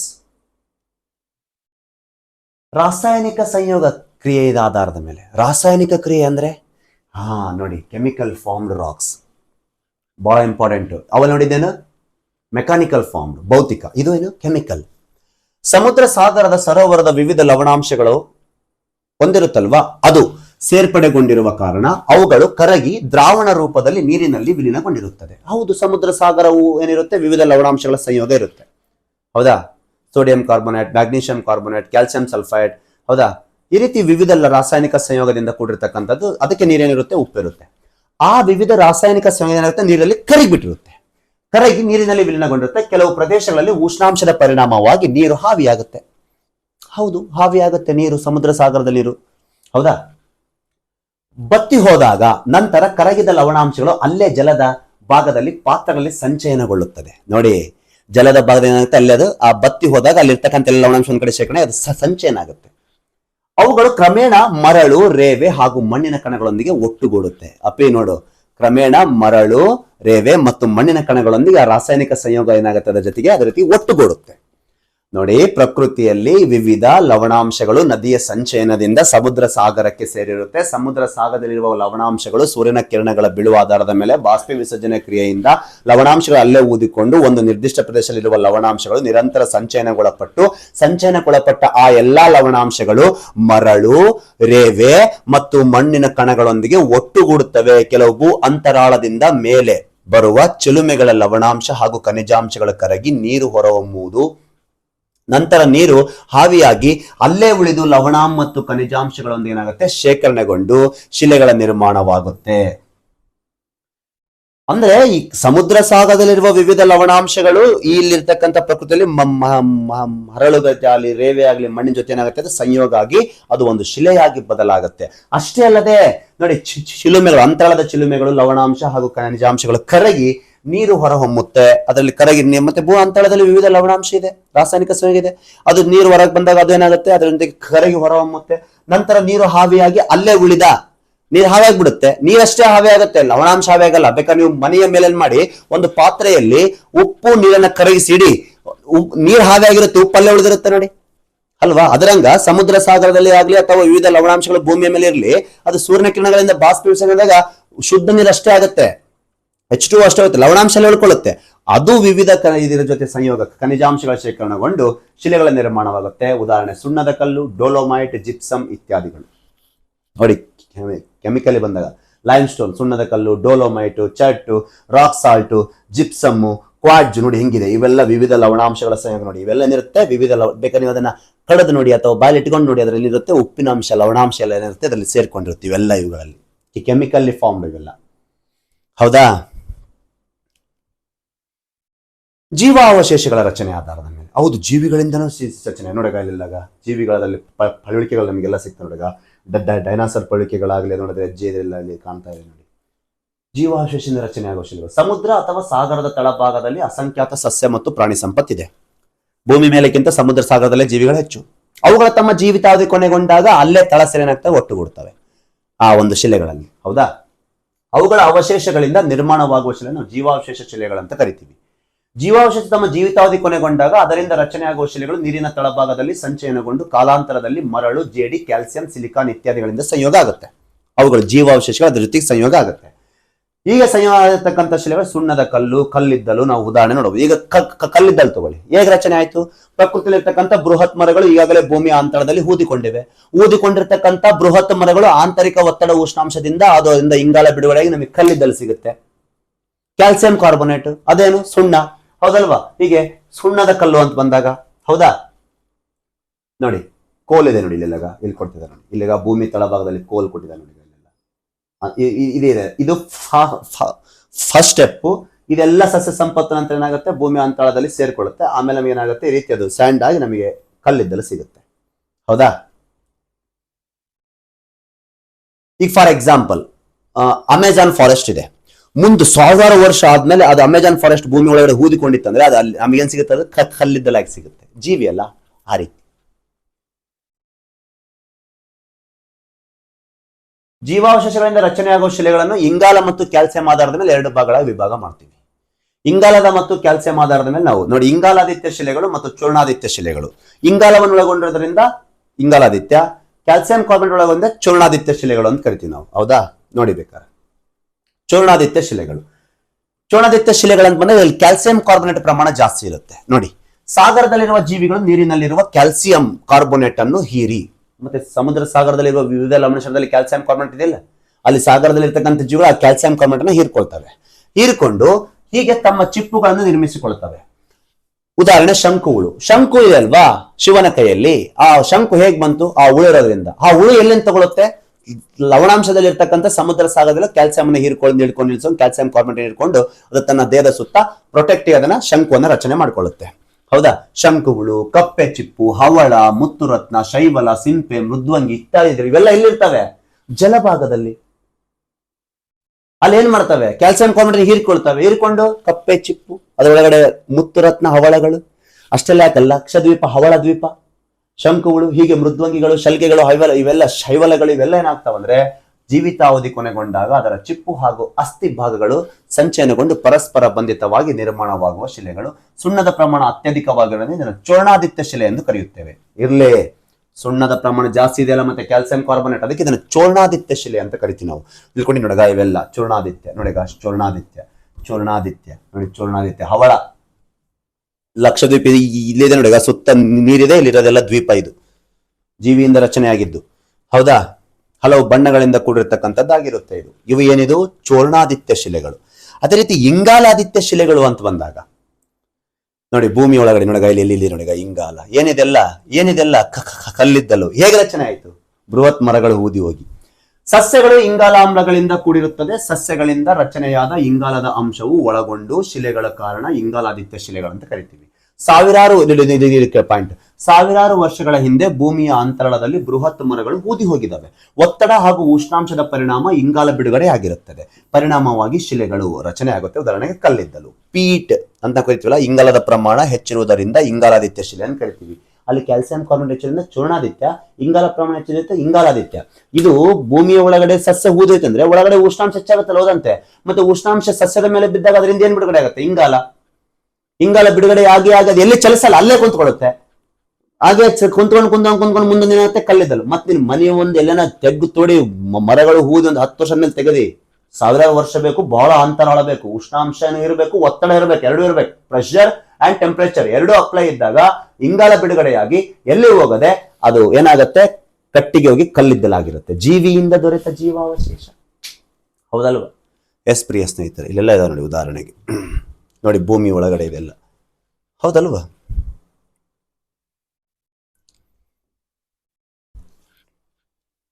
ಪದರ ಶಿಲೆಗಳ ಗುಣಲಕ್ಷಣ. ಅವಳೆ ನೋಡಿದ್ದು ಅಗ್ನಿಶಿಲೆ ಗುಣಲಕ್ಷಣ. ಭೂಮಿಯ ಮೇಲ್ಭಾಗದಲ್ಲಿ ಈ ಶಿಲೆಗಳು ವ್ಯಾಪಕವಾಗಿ ಹರಡಿರುತ್ತವೆ. ಭೂಮಿ ಮೇಲ್ಭಾಗದಲ್ಲಿ 75%, 25% ಅಂತ ಬಂದಾಗ ಅದು. ಕಣಶಿಲೆಗಳು ಲೇಯರ್ಸ್ ಪರ್ಟಿಕವಾಗಿ ಕಂಡು ಬರ್ತವೆ. ಪದರ ಇರುತ್ತೆ. ಅದಕ್ಕೆ ಮಿನರಲ್ಸ್ ಹೊಂದಿರುವ ಸಸ್ಯ ಹಾಗೂ ಪ್ರಾಣಿಗಳ ಪಳೆಯುವಿಕೆಯಿಂದ ಹೊಂದಿರುತ್ತದೆ. ಅದು ಖನಿಜಾಂಶ. ಇದು ಏನು? ಪಳೆಯುಳಿಕೆ. ಹಾಗಾಗಿ ಭೂಮಿ ಇತಿಹಾಸ ತಿಳಿಯಲು ಉಪಯುಕ್ತವಾಗುತ್ತದೆ. ಭೂ ಇತಿಹಾಸ ತಿಳಿಯಕ್ಕೆ ಇದನ್ನು ಬಹಳ ಇಂಪಾರ್ಟೆಂಟ್. ಪಳೆಯುಳಿಕೆ ಇರುತ್ತಲ್ಲ, ಕಾರ್ಬನ್ 14 ಚೆಕ್ ಮಾಡ್ತೀವಲ್ಲ ನಾವು, ಡೇಟಿಂಗ್. ಇವುಗಳಲ್ಲಿ ಕಣಗಳು ಬಿಡುಗಡೆಯಾಗಿರುವುದರಿಂದ ನೀರು ಸುಲಭವಾಗಿ ಹರಿಯುತ್ತೆ. ಅದರಲ್ಲಿಲ್ಲ ಅಪ್ರವೇಶ, ಇದು ಪ್ರವೇಶ. ಆದ ಕಾರಣ ಪ್ರವೇಶ. ಇದು ಕಲ್ಲಿದ್ದಲು, ಪೆಟ್ರೋಲಿಯಂ, ಸುಣ್ಣದ ಕಲ್ಲು, ಹೀಗೆ ಹಲವು ನಿಕ್ಷೇಪಗಳು ಅದರ ಶಿಲೆಗಳ ಮಾತ್ರ ಈ ಶಿಲೆ ಪದರ ಶಿಲೆಯಲ್ಲಿ ಮಾತ್ರ ಕಂಡುಬರುತ್ತವೆ. ಹಾಗಾಗಿ ಪಳೆಯುಳಿಕೆ ರಾಕ್ಸ್ ಅಂತ ಕರಿತೀವಿ, ಪಳೆಯುಳಿಕೆ ಶಿಲೆ ಅಂತ ಕರಿತೀವಿ. ಅಗ್ನಿಶಿಲೆಯಾಗಿ ಅರಳಿನ ರಚನೆ ಕಂಡು ಬರುವುದಿಲ್ಲ. ಜೇಡಿಯುಕ್ತ ಅಂಶ ಇರುತ್ತೆ. ಅದು ಅಗ್ನಿಶಿಲೆ ಕಠಿಣ ಜಾಸ್ತಿ, ಇದು ಜೇಡಿಯುಕ್ತ ಅಂಶ ಜಾಸ್ತಿ ಇರುತ್ತೆ, ಫಲವತ್ತಾಗಿರುತ್ತೆ. ಇದು ಜಾಸ್ತಿ, ಇದರಲ್ಲಿ ಪಳೆಯುಳಿಕೆ ಇರುತ್ತೆ, ಅದರಲ್ಲಿ ಖನಿಜಾಂಶ ಇರುತ್ತೆ. ಕಟ್ಟಡಗಳ ನಿರ್ಮಾಣಕ್ಕೆ ಬಳಕೆ ತುಂಬಾ ಕಡಿಮೆ, ಯಾಕಂದ್ರೆ ಮೃದು ಜಾಸ್ತಿ, ಬಹುಬೇಗನೆ ನಗ್ನೀಕರಣ ಮತ್ತು ಶಿಥಿಲೀಕರಣಕ್ಕೊಳಗಾಗುತ್ತೆ. ಹೌದು, ಮೃದು ಇರೋದ್ರಿಂದ ಬಹುಬೇಗನೆ ಶಿಥಿಲೀಕರಣ, ನಗ್ನೀಕರಣ. ಅದು ಇಲ್ಲ ಅಗ್ನಿಶಿಲೆ, ಲೇಟ್ ಆಗುತ್ತೆ. ಕಠಿಣ ಜಾಸ್ತಿ ಅಲ್ವಾ? ರೂಪಾಂತರ ಶಿಲೆ, ಮೆಟಮಾರ್ಫಿಕ್ ರಾಕ್. ಏನ್ ರೂಪಾಂತರ ಶಿಲೆ ಅಂದ್ರೆ? ರೂಪ ಮತ್ತು ನನ್ನ ನಡುವಿನ ಅಂತರವನ್ನು ರೂಪಾಂತರ ಶಿಲೆ ಅಲ್ಲ. ರೂಪಾಂತರ ಎಂಬ ಪದವು ಆಂಗ್ಲ ಭಾಷೆಯ ಮೆಟಮಾರ್ಫಿಕ್ ಎಂಬ ಪದದಿಂದ ಬಂದಿದೆ. ಗ್ರೀಕ್ ಭಾಷೆಯಲ್ಲಿ ಬಳಕೆಯಾಗಿದ್ದು ಬಂದಿದ್ದ ಪದ. ಅದು ಲ್ಯಾಟಿನ್ ಅವೆರಡು. ಇದು ಗ್ರೀಕು, ಅದು ಅಗ್ನಿ, ಇಗ್ನಸ್ ಲ್ಯಾಟಿನ್, ಅದು ಸೆಡಿಮೆಂಟಮ್, ಇಗ್ನಸ್ ಸೆಡಿಮೆಂಟರಿ, ಇದು ಗ್ರೀಕ್ ಭಾಷೆ. ಮೆಟಮಾರ್ಫಿಕ್ ಅಂದರೆ ಸ್ವರೂಪ ಬದಲಾವಣೆ ಎಂದರ್ಥ. ತನ್ನ ಸ್ವರೂಪವನ್ನು ಬದಲಾವಣೆ ಮಾಡಿಕೊಂಡು ಬೇರೊಂದು ಏನ್ ಪಡ್ಕೊಳ್ಳುತ್ತೆ? ರೂಪವನ್ನು ಪಡೆದುಕೊಳ್ಳುತ್ತೆ. ಹೌದಾ? ಅದಕ್ಕೆ ಮೆಟಮಾರ್ಫಿಕ್, ಸ್ವರೂಪ ಬದಲಾವಣೆ. ಗ್ರೀಕ್ ಭಾಷೆಯ ಮೆಟಮಾರ್ಪಸ್ ಎಂಬ ಪದದಿಂದ ಬಂದಿದೆ. ಪ್ರಕೃತಿಯಲ್ಲಿ ಕಂಡು ಬರ್ತಕ್ಕಂಥ ಎಲ್ಲಾ ಶಿಲೆಗಳು ಕಾಲಾಂತರದಲ್ಲಿ ಬದಲಾವಣೆ ಹೊಂದುತ್ತವೆ. ಮೂಲ ಶಿಲೆಗಳು ಗುಣಲಕ್ಷಣಗಳಾದ ಅದರ ಬಣ್ಣ, ಗಡಸುತನ, ರಚನೆ ಖನಿಜಾಂಶ ಸಂಯೋಗಗಳ ಕಣಗಳು ಪೂರ್ಣವಾಗಿ ಅಥವಾ ಭಾಗಶಃ ಬದಲಾವಣೆ ಹೊಂದುವುದಕ್ಕೆ ನಾವು ರೂಪಾಂತರ ಶಿಲೆಗಳನ್ನು ಕರಿತೀವಿ. ಪ್ರಕೃತಿಯಲ್ಲಿ ಈಗಾಗಲೇ ಕಂಡು ಬರತಕ್ಕಂಥ ಶಿಲೆಗಳು ಅಗ್ನಿಶಿಲೆ, ಪಾದರ ಶಿಲೆ, ಯಾವುದೇ ಶಿಲೆಗಳಿದಾವಲ್ಲ, ಉದಾಹರಣೆ ನೋಡಿದ್ವಲ್ಲ, ಅವೆಲ್ಲವೇನಾಗ್ತಾವ ಅಂದ್ರೆ ಆಂತರಿಕವಾಗಿದ್ದಾಗ ಅವುಗಳ ಬಣ್ಣ, ಹೌದಾ, ಅವುಗಳ ಕಠಿಣತೆ, ಹೀಗೆ ಅವುಗಳಲ್ಲಿರ್ತಕ್ಕಂಥ ಸಂಯೋಗ ಎಲ್ಲ ಏನಾಗುತ್ತೆ, ಬದಲಾಗುತ್ತೆ. ಗಡಸುತನ, ಗಟ್ಟಿತನ, ಎಲ್ಲದಕ್ಕೆ ನಾವು ರೂಪಾಂತರ ಶಿಲೆ ಅಂತ ಕರಿತೀವಿ. ನೋಡಿ ಉದಾಹರಣೆಗೆ ಕ್ವಾಡ್ಜ್, ಸ್ಲೇಟ್, ಮಾರ್ಬಲ್, ಇರೋದಿದು ಗೆಸಸ್, ಚೆಸ್ಟ್, ಆಮೇಲೆ ಇದೇನಿದು ಸರ್ಪೆಂಟೈಟ್ ಅನ್ನುವಂಥ ರಾಕ್ಸ್. ಇಲ್ಲಿ ಬನ್ನಿ, ಅಗ್ನಿಶಿಲೆ ಪ್ರಾಥಮಿಕ ಶಿಲೆ ಹಾಗೂ ಪದರ ಶಿಲೆ ದ್ವಿತೀಯ ಶಿಲೆ. ಭೂಮಿಯ ಅಂತರಾಳದಲ್ಲಿ ಹೂದಿ ಹೋದ ಒತ್ತಡ ಮತ್ತು ಮೇಲಿರಬಾರ್ದು, ಮೇಲಿದ್ರೆ ಭೌತಿಕ ಕ್ರಿಯೆ ಒಳಗಾಗಿಬಿಡುತ್ತೆ, ರೂಪಾಂತರ ಆಗಲ್ಲ, ಒಳಗೆ ಊದಿಕೊಂಡಿರ್ಬೇಕು, ಭೂಮಿಯ ಒಳಗಡೆ ಇರಬೇಕು. ಅದರ ಮೇಲೆ ಏನ್ ಬೀಳುತ್ತೆ, ಟೆಂಪರೇಚರ್ ಅಂಡ್ ಪ್ರೆಷರ್ ಎರಡು ಬೀಳುತ್ತೆ. ಎರಡು ಬಿದ್ದಾಗ ಪರಿಣಾಮ ಹಲವು ವರ್ಷದ ನಂತರ ಏನಾಗುತ್ತೆ, ರೂಪಾಂತರ ಆಗುತ್ತೆ. ಫಾರ್ ಎಕ್ಸಾಂಪಲ್, ಗ್ರಾನೈಟ್ ಭೂಮಿ ಒಳಗಡೆ ಇರುತ್ತೆ, ಬಹಳ ವರ್ಷ ಆದ್ಮೇಲೆ ನೀಸ್ ಆಗುತ್ತೆ. ಜೇಡಿ ಮಣ್ಣು ಸ್ಲೇಟ್ ಆಗುತ್ತೆ, ಮರಳುಗಲ್ಲು ಕ್ವಾಡ್ಜ್ ಆಗುತ್ತೆ, ಶೆಲ್ ಶಿಸ್ಟ್ ಆಗುತ್ತೆ, ಕಲ್ಲಿದ್ದಲು ಗ್ರಾಫೈಟ್ ಆಗುತ್ತೆ. ಈಗ ಕಲ್ಲಿದ್ದಲು ಎಂದು ಜೈವಿಕ ಶಿಲೆ, ಏನು ಮರವ ಕಲ್ಲಿದ್ದಲು ಅಲ್ಲೇ ಬಿಡಿ, ಪ್ರೆಷರ್ಗೆ ಟೆಂಪರೇಚರ್ಗೆ ನೀವು ಅದು ಮುಂದೇನಾಗುತ್ತೆ, ಗ್ರಾಫೈಟ್ ಹೋಗಿ ವಜ್ರ ಆಗುತ್ತಲ್ಲ, ಕಠಿಣ ಶಿಲೆ ವಜ್ರ ಆಗುತ್ತೆ. ಸುಣ್ಣದ ಕಲ್ಲು ಅಮೃತ ಶಿಲೆ ಆಗುತ್ತೆ. ಸುಣ್ಣದ ಕಲ್ಲು ಭೂಮಿ ಒಳಗಡೆ ಇದೆ, ಅದು ಪದರ ಶಿಲೆ, ಅದು ಆಂತರಿಕ ಒತ್ತಡ ಉಷ್ಣಾಂಶದಿಂದ ಕಠಿಣತೆ ಆಗಿ ಅಮೃತ ಶಿಲೆ. ದೇವರ ಜಗಲಿಗಳಿಗೆಲ್ಲ ಬಳಸ್ತೀವಲ್ಲ ಬಿಳಿಯ ಮಾರ್ಬಲ್ ರಾಕ್ಸ್. ಶಿಲೆಗಳು ರೂಪಾಂತರಗಳು ಭೌತಿಕ, ರಾಸಾಯನಿಕ ಅಥವಾ ಇನ್ನಿತರ ಯಾವುದೇ ಕಾರಣಗಳಿಂದ ಉಂಟಾಗಬಹುದು. ಆದರೆ ಶಾಖ ಮತ್ತು ಒತ್ತಡ ಶಿಲೆಗಳ ರೂಪಾಂತರಕ್ಕೆ ಮುಖ್ಯ ಕಾರಣ ಪ್ರೆಷರ್ ಅಂಡ್ ಟೆಂಪರೇಚರ್. ರೂಪಾಂತರ ಎರಡು ಭಾಗಗಳ ವಿಭಾಗ ಮಾಡ್ತೀವಿ, ಶಾಖದ ಮತ್ತು ಒತ್ತಡದ ಆಧಾರದ ಮೇಲೆ, ಟೆಂಪರೇಚರ್ ಅಂಡ್ ಪ್ರೆಷರ್. ಇಲ್ಲಿದೆ ನೋಡಿ, ಮ್ಯಾಪ್ ಮೂಲಕ ನೋಡ್ಕೊಂಬಿಡಿ. ಶಾಖದಿಂದ ರೂಪಾಂತರ, ಭೂಮಿಯ ಒಳಗಿನ ಅತಿ ಹೆಚ್ಚು ಉಷ್ಣಾಂಶದಿಂದ ಮೂಲ ಶಿಲೆಗಳು ಗುಣಲಕ್ಷಣ ಬದಲಾಗುತ್ತದೆ. ಉಷ್ಣಾಂಶ ಒಳಗಡೆ ಮತ್ತೆ ಅದ್ರ ಮೇಲೆ ಟೆಂಪರೇಚರ್ ಅಪ್ಲೈ ಆದಾಗ ಅದು ತನ್ನ ಮೊದಲಿನ ಇದು ಬಿಟ್ಟು ಆಕಾರವನ್ನು ಬೇರೆ ಮೊದಲಿನ ರೂಪವನ್ನು ಬಿಟ್ಟು ಬೇರೆ ರೂಪವನ್ನು ಪಡೆದುಕೊಳ್ಳುತ್ತಲ್ವಾ, ಇದು ಉಷ್ಣಾಂಶದಿಂದ ಉಂಟಾಗುವ ರೂಪಾಂತರ. ಇದರಿಂದ ಸುಣ್ಣದ ಕಲ್ಲು ಅಮೃತ ಶಿಲೆಯಾಗಿ, ಜೇಡಿ ಶಿಲೆ ಸ್ಲೇಟ್ ಆಗಿ, ಕಲ್ಲಿದ್ದಲು ಗ್ರಾಫೈಟ್ ಆಗಿ ಬದಲಾಗುತ್ತೆ. ನೋಡಿ ಬೇಕಾದ್ರೆ ಈ ರೀತಿ ಟೆಂಪರೇಚರ್ ಇಲ್ಲೊಳಗ ಈ ಕಡೆ ಒಳಗ ಇನ್ಕ್ರೀಸ್ ದ ಟೆಂಪರೇಚರ್, ಇದು ಇನ್ಕ್ರೀಸ್ ದ ಪ್ರೆಷರ್. ಒತ್ತಡದಿಂದ ರೂಪಾಂತರ, ಬಹು ಅಂತರದಲ್ಲಿರ್ತಕ್ಕಂಥ ಶಿಲಾವು ಅಧಿಕ ಒತ್ತಡದಲ್ಲಿಯೂ ರೂಪಾಂತರಗೊಳ್ಳುತ್ತದೆ. ಟೆಂಪರೇಚರಿಗೂ ಕಾರಣ, ಒತ್ತಡಕ್ಕೂ ಕಾರಣ, ಎರಡೂ ಅಪ್ಲೈ ಇರಬೇಕು. ಟೆಂಪರೇಚರ್ ಇದ್ರೂ ರೂಪಾಂತರ ಆಗುತ್ತೆ, ಪ್ರೆಷರ್ ಇದ್ರೂ ರೂಪಾಂತರ ಆದ್ರೆ, ಎರಡೂ ಇದ್ರೂ ರೂಪಾಂತರ ಆಗುತ್ತೆ. ಎಲ್ಲಿರ್ಬೇಕು ಎರಡು ಆಗ್ಬೇಕಂದ್ರೆ ಅಂತರಾಳದಲ್ಲಿ ಇರಬೇಕು.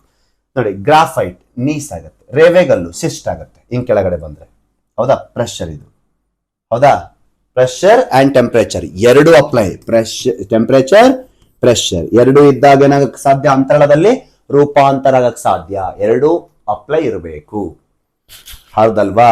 ಅದಕ್ಕೆ ಜೈವಿಕ ಮರವಾದ ಊದಿ ಹೋಗಿ ಕಲ್ಲಿದ್ದಲಾಯ್ತು, ಜೈವಿಕ ಶಿಲೆ ಕಲ್ಲಿದ್ದಲಾಯ್ತು, ಒಳಗಡೆ ಪ್ರೆಷರ್ ಟೆಂಪರೇಚರ್ಗೆ ಆ ರೂಪಾಂತರಗೊಂಡು ಗ್ರಾಫೈಟ್ ಆಯ್ತು, ಗ್ರಾಫೈಟ್ ಹೋಗಿ ವಜ್ರ ಆಗತ್ತೆ ನೋಡಿ ಭೂಮಿ ಅಂತರಾಳದಲ್ಲಿ. ಭೂಮಿ ಮೇಲೆ ಅತಿ ಗಟ್ಟಿಯಾದ ವಸ್ತು ಯಾವುದು, ವಜ್ರ, ಅದು ಶಿಲೆ ಅಲ್ವಾ, ಹೌದಲ್ವಾ. ಯಾವುದೇ ನಿರ್ದಿಷ್ಟ ಬಣ್ಣವನ್ನು ಹೊಂದಿಲ್ಲದೆ ಇರತಕ್ಕಂಥದ್ದು ಶಿಲೆ ಅಲ್ವಾ, ಅದು ಕಠಿಣತೆ, ಹೌದಾ. ಪ್ರೆಷರ್ ಟೆಂಪರೇಚರ್ ಇಂಪಾರ್ಟೆಂಟ್ ಅಲ್ಲಿ. ಗುಣಲಕ್ಷಣಗಳಿದ್ರದ್ದು, ಜ್ವಾಲಾಮುಖಿಯ ಕಾರ್ಯದಿಂದ ಭೂ ಮೇಲ್ಮೈಗೆ ಸಮೀಪದಲ್ಲಿ ಶಿಲೆಗಳು ರೂಪಾಂತರಗೊಳ್ಳುತ್ತವೆ, ಹೌದಾ. ಸಾಮಾನ್ಯವಾಗಿ 10 ರಿಂದ 15 ಕಿಲೋಮೀಟರ್ ಆಳದಲ್ಲಿ ರೂಪಾಂತರಗಳ ಶಿಲೆಗಳು ದೊರೆಯುತ್ತವೆ. ಅತಿ ಹೆಚ್ಚು ಬೆಲೆ ಬಾಳುವ ವಜ್ರ, ರೂಬಿ, ಎಮರಾಲ್ಡ್, ರೇಡಿಯಂ ದಂತಹ ಶಿಲೆಗಳು ರೂಪಾಂತರದಿಂದ ರಚನೆಯಾಗಿರುತ್ತವೆ. ಮನೆಯ ಅಲಂಕಾರಿಕ ವಸ್ತುಗಳಿಗೆ ಅತಿ ಹೆಚ್ಚು ಬಳಸ್ತೀವಿ, ಟೇಲ್ಸ್ ಗಿಲ್ಸ್ ಎಲ್ಲ ಹಾಕ್ತಿವಲ್ವಾ. ಮತ್ತೆ ಇವೆಲ್ಲ ವಜ್ರ, ರೂಬಿ, ಅಮೃತ ಶಿಲೆ ಆಗ್ಲಿ, ಕ್ವಾಡ್ಜ್ ಆಗ್ಲಿ, ಸ್ಲೇಟ್ ಆಗ್ಲಿ, ಅವು ಹೇಳಕತ್ತೀನಿ ರೂಪಾಂತರ ಆಗಿದ್ದು. ಇವು ಅತಿ ಹೆಚ್ಚು ಬೆಲೆ, ಕೋಟ್ಯಾಂತರ ಬೆಲೆ ಬಾಳುವ ಇವೆಲ್ಲ ಅವಳಗೆ ಇದಕ್ಕೆ ಬಳಸ್ತೀವಿ, ಆಭರಣಗಳಿಗೆ. ವಿರಳವಾಗಿ ದೊರೆಯೋದ್ರಿಂದ ಬೆಲೆ ಜಾಸ್ತಿ. ಇಂಗಾಲದ ಬಹುರೂಪದಲ್ಲಿ ಒಂದಾದ ಗ್ರಾಫೈಟ್ ಪೆನ್ಸಿಲ್ಗಳ ತಯಾರಿಕೆಯಲ್ಲಿ ನಾವು ಬಳಸ್ತೀವಲ್ವಾ, ಪೆನ್ಸಿಲ್ ಬಳಸ್ತೀವಲ್ಲ ಅದರ ತಯಾರಿಕೆಯಲ್ಲಿ. ನೋಡಿ, ಭೂ ಮೇಲ್ಮೈಯಲ್ಲಿರುವ ಹಂಚಿಕೆಯಾದ ಶಿಲೆಗಳು, ಒಟ್ಟಾರೆ ಭೂ ಅಂತರದಲ್ಲಿ ಹಂಚಿಕೆಯಾದ ಶಿಲೆಗಳು. ಭೂ ಮೇಲ್ಮೈ ಹಂಚಿಕೆಯಾದ ಶಿಲೆಗಳು ಅಂತ ಬಂದಾಗ ಭೂ ಮೇಲ್ಮೈಲಿ ಕಂಡು ಬರುವ ಅಗ್ನಿಶಿಲೆಗಳು ಮತ್ತು ರೂಪಾಂತರ ಶಿಲೆಗಳು ನಿರಂತರ ಶಿಥಿಲೀಕರಣ ಕ್ರಿಯೆಯಿಂದ ಒಳಗಾಗಿ ನಗ್ನೀಕರಣ ಕೃತ್ಯಗಳಿಂದ ಸಾಗಿಸಿ ಪದರ ಶಿಲೆಯಾಗಿ ಪರಿಣಮಿಸುತ್ತವೆ. ಹಾಗಾಗಿ ಭೂ ಮೇಲ್ಮೈಯಲ್ಲಿ ಪದರ ಶಿಲೆ ಪ್ರಧಾನವಾಗಿರುತ್ತದೆ. ಯಾಕಂದ್ರೆ ಅಗ್ನಿಶಿಲೆ ರಚನೆ ಆಗಿದೆ, ರೂಪಾಂತರ ಶಿಲೆ ನಿರಂತರ ಏನಾಗುತ್ತೆ, ಭೌತಿಕ ಕ್ರಿಯೆಗಳ ರಚನೆ ಆಗಿ ಪದರ ಶಿಲೆಗಳು ಜಾಸ್ತಿ ಆಗೋದ್ರಿಂದ ಪದರ ಶಿಲೆ ಶೇಕಡ ಎಲ್ಲೆಲ್ಲಿದೆ, ಕೇವಲ ಭೂ ಮೇಲ್ಮೈ ತೊಗಟೆ ಮೇಲ್ಭಾಗದಲ್ಲಿ ಮಾತ್ರ. ಅದಕ್ಕೆ ಪದರ ಶಿಲೆ 75 ಇದ್ರೆ ಉಳಿದಿದ್ದ ಅಗ್ನಿಶಿಲೆ ಎಷ್ಟಿದೆ, 25% ಇದೆ. ಈ ಇತರ ಶಿಲೆಗಳು ಪದರಶಿಲೆ 75, ಅಗ್ನಿಶಿಲೆ ಮತ್ತು ರೂಪಾಂತರ ಶಿಲೆ 25 ಭೂ ಮೇಲ್ಮೈ. ಯಾಕೆ ಇದೇ ಜಾಸ್ತಿ ಅಂದಾಗ ನಿರಂತರ ಕಣಗಳ ಬಿಡುಗಡೆ ಆಗೋದ್ರಿಂದ ಜಾಸ್ತಿ ಆಗುತ್ತೆ. ಇಲ್ಲಿ ಒಳಗೆಲ್ಲಿ ಕಣ ಬಿಡುಗಡೆ ಆಗುತ್ತೆ ಅಂತರಾಳದಲ್ಲಿ, ಅದಕ್ಕೆ ಒಳಗಡೆ ನೋಡಿ ಭೂ ಆದರೆ ಶಿಲೆಗಳ ಕೇವಲ ಭೂ ಮೇಲ್ಮೈಯಲ್ಲಿ ಮಾತ್ರ ಸೀಮಿತವಾಗಿದ್ದು ಭೂಮಿಯ ಒಟ್ಟಾರೆ ದ್ರವ್ಯರಾಶಿ ಕೇವಲ 5% ಭೂ ಮೇಲ್ಮೈಯನ್ನು ಹೊಂದಿರೋದು ಹೊರತುಪಡಿಸಿ ಉಳಿದೆಲ್ಲ ಭಾಗ ಅಗ್ನಿಶಿಲೆ ಶೇಕಡ ರೂಪಾಂತರ ಶಿಲೆಗಳಿಂದ ಕೂಡಿರುತ್ತದೆ. ನೋಡಿ, ಅಂತರಾಳದಲ್ಲಿ ಅಂತ ಬಂದಾಗ ಅಗ್ನಿಶಿಲೆ ರೂಪಾಂತರ ಶಿಲೆ, ಹೌದಾ? ಅಂತರಾಳ ಅಂತ ಬಂದಾಗ ಅಗ್ನಿಶಿಲೆ ರೂಪಾಂತರ ಶಿಲೆ, ಪದರ ಶಿಲೆ ಕೇವಲ 5%. ಅಂತರಾಳ ಇಲ್ಲಿ ಭೂ ಮೇಲ್ಮೈಯಲ್ಲಿ ಪದರ ಶಿಲೆ 75, ಅಗ್ನಿಶಿಲೆ ರೂಪಾಂತರ ಶಿಲೆ 25. ಒಟ್ಟಾರೆ ಭೂ ಅಂತರದಲ್ಲಿ ಕಣಗಳ ಬಿಡುಗಡೆ ಆಗಲ್ಲ, ಭೌತಿಕ ಕ್ರಿಯೆ ಚಟುವಟಿಕೆ ಜಾಸ್ತಿ ಇರಂಗಿಲ್ಲ. ಹಾಗಾಗಿ ಅಂತರಾಳದಲ್ಲಿ ಅಗ್ನಿಶಿಲೆ ರೂಪಾಂತರ ಶಿಲೆ ಜಾಸ್ತಿ, ಒಳಗಡೆ ಅಲ್ವಾ ರೂಪಾಂತರ ಅಗ್ನಿಶಿಲೆ ಇರೋದು. ಪದರ ಶಿಲೆ 5%. ಅವನು ಅದಕ್ಕೆ ಹಿಂಗ್ ಇದು ಮಾಡಿದ್ದಾನೆ, ಭೂ ಮೇಲ್ಮೈ ಭೂ ಅಂತರಾಳ ಅಂತಂದೇಳಿ. ನೋಡಿದ್ವಾ? ಏನ್ ನೋಡಿದ್ವಿ? ಅಗ್ನಿಶಿಲೆ, ಪದರಶಿಲೆ, ರೂಪಾಂತರ ಶಿಲೆ. ಅಗ್ನಿಶಿಲೆಯಲ್ಲಿ ಏನ್ ಮಾಡಿದ್ವಿ? 2 ಭಾಗ: ರಾಸಾಯನಿಕ ಸಂಯೋಗ, ಶಿಲಾಪಾಕದ ಘನ ವಿಭಜನೆ. ರಾಸಾಯನಿಕ ಸಂಯೋಗ ಸಿಲಿಕಾನ್ ಯುಕ್ತಾಂಶದ ಆಧಾರದ ಮೇಲೆ ಆಮ್ಲೀಯ ಕ್ಷಾರೀಯ. ಇದು ಶಿಲಾಪ ಘನ ವಿಭಜನೆ ಆಧಾರದ ಮೇಲೆ ಅಂತಃಸರಣ, ಆಂತರಿಕ ರಚನೆ ಅಂದ್ರೆ ಬಹಿಸರಣ, ಮೇಲೆ ಬಂದ ರಚನೆ, 2 ನಡುವೆ ಆದ್ರೆ ಏನಾಗುತ್ತೆ? ಮಧ್ಯಂತರ. ಪದರಶಿಲೆ ಭೌತಿಕ ಕ್ರಿಯೆ ಚಟುವಟಿಕೆಯಿಂದ, ಹೌದಾ? ಮೆಕ್ಯಾನಿಕಲ್ ಫಾರ್ಮ್ಡ್ ರಾಕ್ಸ್ ಅಂತ ಕರೆದಿವಲ್ವಾ? ಭೌತಿಕ ಕ್ರಿಯೆಯಿಂದ ಮರಳುಮಯ, ಮೃಣ್ಮಯ. ಮರಳುಮಯ ಅಂದ್ರೆ ಬೃಹತ್ ಕಣಗಳಿಂದ ಕೂಡಿರ್ತಕ್ಕಂಥ, ಮೃಣ್ಮಯ ಅಂತ ಬಂದಾಗ ಜೇಡಿಯುಕ್ತ ಅಂಶ ಒಳಗೊಂಡಿದ್ದು. ರಾಸಾಯನಿಕ ಸಂಯೋಗದಿಂದ ಸಮುದ್ರ ಸಾಗರದಲ್ಲಿರ್ತಕ್ಕಂಥ ವಿವಿಧ ಲವಣಾಂಶಗಳ ಸಂಯೋಗವಾಗಿ ಒಂದು ನಿರ್ದಿಷ್ಟ ಪ್ರದೇಶದಲ್ಲಿ ಸೇರಿದಾಗ ಅದರಲ್ಲಿ ವಿವಿಧ ಶಿಲೆಗಳು ಸೇರಿ ಅದೇನಾಗುತ್ತೆ? ರಚನೆ ಆಗುತ್ತೆ. ಕ್ವಾಡ್ಜು, ಸುಣ್ಣದ ಕಲ್ಲು, ಸೀಮೆ ಸುಣ್ಣ, ಹೌದಾ? ಸಿಲಿಕಾನ್ ಯುಕ್ತ ಅಂಶ ಎಲ್ಲ ಸೇರಿರುತ್ತೆ. ಜೀವಾವಶೇಷ, ಜೀವಿಗಳು ಚೂರ್ಣಾದಿತ್ಯ, ಇಂಗಾಲಾದಿತ್ಯ. ಚೂರ್ಣಾದಿತ್ಯ ಅಂತ ಬಂದಾಗ ಕ್ಯಾಲ್ಸಿಯಂ ಕಾರ್ಬನೇಟ್ ಅನ್ನು ಒಳಗೊಂಡಿದೆ. ಸಮುದ್ರ ಸಾಗರದಲ್ಲಿ ದೊರೆಯುವ ಕ್ಯಾಲ್ಸಿಯಂ ಕಾರ್ಬನೇಟ್ ಅನ್ನು ಜೀವಿಗಳು ತೆಗೆದುಕೊಂಡು ತಮ್ಮ ದೇಹದ ಮೇಲೆ ಚಿಪ್ಪುಗಳನ್ನು ರಚನೆ ಆಗುತ್ತೆ, ಚೂರ್ಣಾದಿತ್ಯ. ಭೂಮಿಯ ಮೇಲೆ ಇರ್ತಕ್ಕಂಥ ಬೃಹತ್ ಮರಗಳು ಹೂದಿ ಹೋಗಿ ಆಂತರಿಕ ಒತ್ತಡದಿಂದ ಇಂಗಾಲಗಳು ಅಲ್ಲೇ ಉಳಿದುಕೊಂಡು ಇಂಗಾಲಾದಿತ್ಯ, ಕಲ್ಲಿದ್ದಲು. ರೂಪಾಂತರ ಶಿಲೆಗಳು, ಈ 2 ಶಿಲೆಗಳು ಹೋಗಿ ಏನಾಗ್ತವೆ? ಆಂತರಿಕ ಒತ್ತಡ ಮತ್ತು ಉಷ್ಣಾಂಶದಿಂದ ರೂಪಾಂತರಗೊಳ್ಳುತ್ತವೆ, ಅದಕ್ಕೆ ರೂಪಾಂತರ. ಇದು ಶಿಲೆ. ಎಸ್ ಪ್ರಶ್ನೆ ಆಯ್ತು. ನೆಕ್ಸ್ಟ್ ಚಾಪ್ಟರ್ ಬರೋಣ, ಚಾಪ್ಟರ್ 4 ಜ್ವಾಲಾಮುಖಿ, ವಾಲ್ಕೆನಾಲಜಿ, ವಾಲ್ಕೆನೋ. ನೆಕ್ಸ್ಟ್ ಕ್ಲಾಸ್ ಬರೋಣ ಪ್ರಿಯ ಸ್ನೇಹಿತರೆ. ತರಗತಿ ಅರ್ಥ ಆಯ್ತು ಅಂದುಕೊಳ್ಳುತ್ತೇನೆ. ಮುಂದಿನ ತರಗತಿಯಲ್ಲಿ ಮತ್ತೆ ಸಿಗೋಣ. ನಾನು ನಿಮ್ಮ ಪ್ರೀತಿಯ ಮಂಜುನಾಥ್. ದಯಮಾಡಿ ಎಲ್ಲರಿಗೂ ಇದನ್ನು ಶೇರ್ ಮಾಡಿ ಅಂತ ಹೇಳುತ್ತಾ ಮುಂದಿನ ತರಗತಿಯಲ್ಲಿ ಮತ್ತೆ ಸಿಗೋಣ. ಕ್ಲಾಸ್ ಇಷ್ಟ ಆದರೆ ನಿಮ್ಮ ಮೊಬೈಲ್ ವಾಟ್ಸಪ್ ಸ್ಟೇಟಸ್ ಅನ್ನು ಹಾಕಿ ಪ್ಲೀಸ್. ಪ್ರಿಯ ಸ್ನೇಹಿತರೆ, ನನಗೆ ನೀವೇ ಮುಖ್ಯ ದಾರಿ ದೀಪ, ಯಾಕಂದ್ರೆ ನನಗೆ ನಿಮ್ಮ ಸಹಾಯನೇ ಬಹುಮುಖ್ಯ. ದಯಮಾಡಿ ಎಲ್ಲರಿಗೂ ನೀವೇ ತಲುಪಿಸಿ. ಮೌಖಿಕವಾಗಿಯೂ ಸಹ ನಿಮ್ಮ ವಿದ್ಯಾರ್ಥಿಗಳೊಂದಿಗೆ ಹಂಚಿಕೊಳ್ಳಿ. ನೀವು ಹೊರಗಡೆ ಎಲ್ಲಾದರೂ ಸ್ಟೂಡೆಂಟ್ಸ್ಗಳಿದ್ದಾಗ ಅಲ್ಲಿ ಹೇಳಿ ಮೌಖಿಕವಾಗಿ, ಹಿಂಗೆ ಜಿಯೋಗ್ರಫಿ ಕ್ಲಾಸ್ ಇದೆ ಕೇಳಿ, ಚೆನ್ನಾಗಿರುತ್ತೆ ಅಂತೇಳಿ. ನಿಮಗೆ ಇಷ್ಟ ಆದ್ರೆ ಮಾತ್ರ. ಲೈಬ್ರರಿ ಒಳಗಡೆ ಕುಂತು ಕೇಳ್ತಾ ಇರ್ತೀರಾ, ಯಜ್ಞಂತ ಹೇಳ್ಬಿಡಿ, ಅದರ ಏನು ತಪ್ಪೇನಿಲ್ಲ, ಮೌಖಿಕವಾಗಿ ಹೇಳಿ. ಹೌದಾ? ನಮಗೆ ವಾಕ್ ಮತ್ತು ಅಭಿವ್ಯಕ್ತಿ ಸ್ವತಂತ್ರವಿದೆ ಪ್ರಿಯ ಸ್ನೇಹಿತರೆ. ಒಳ್ಳೆ ಕೆಲಸಗಳಿಗೆ ಏಕೆ ಭಯಪಡಬೇಕು? It's a fundamental right. Yes chapter 4 ಬರೋಣ, ವಾಲ್ಕೆನೋ. ಧನ್ಯವಾದ, ಬಾಯ್.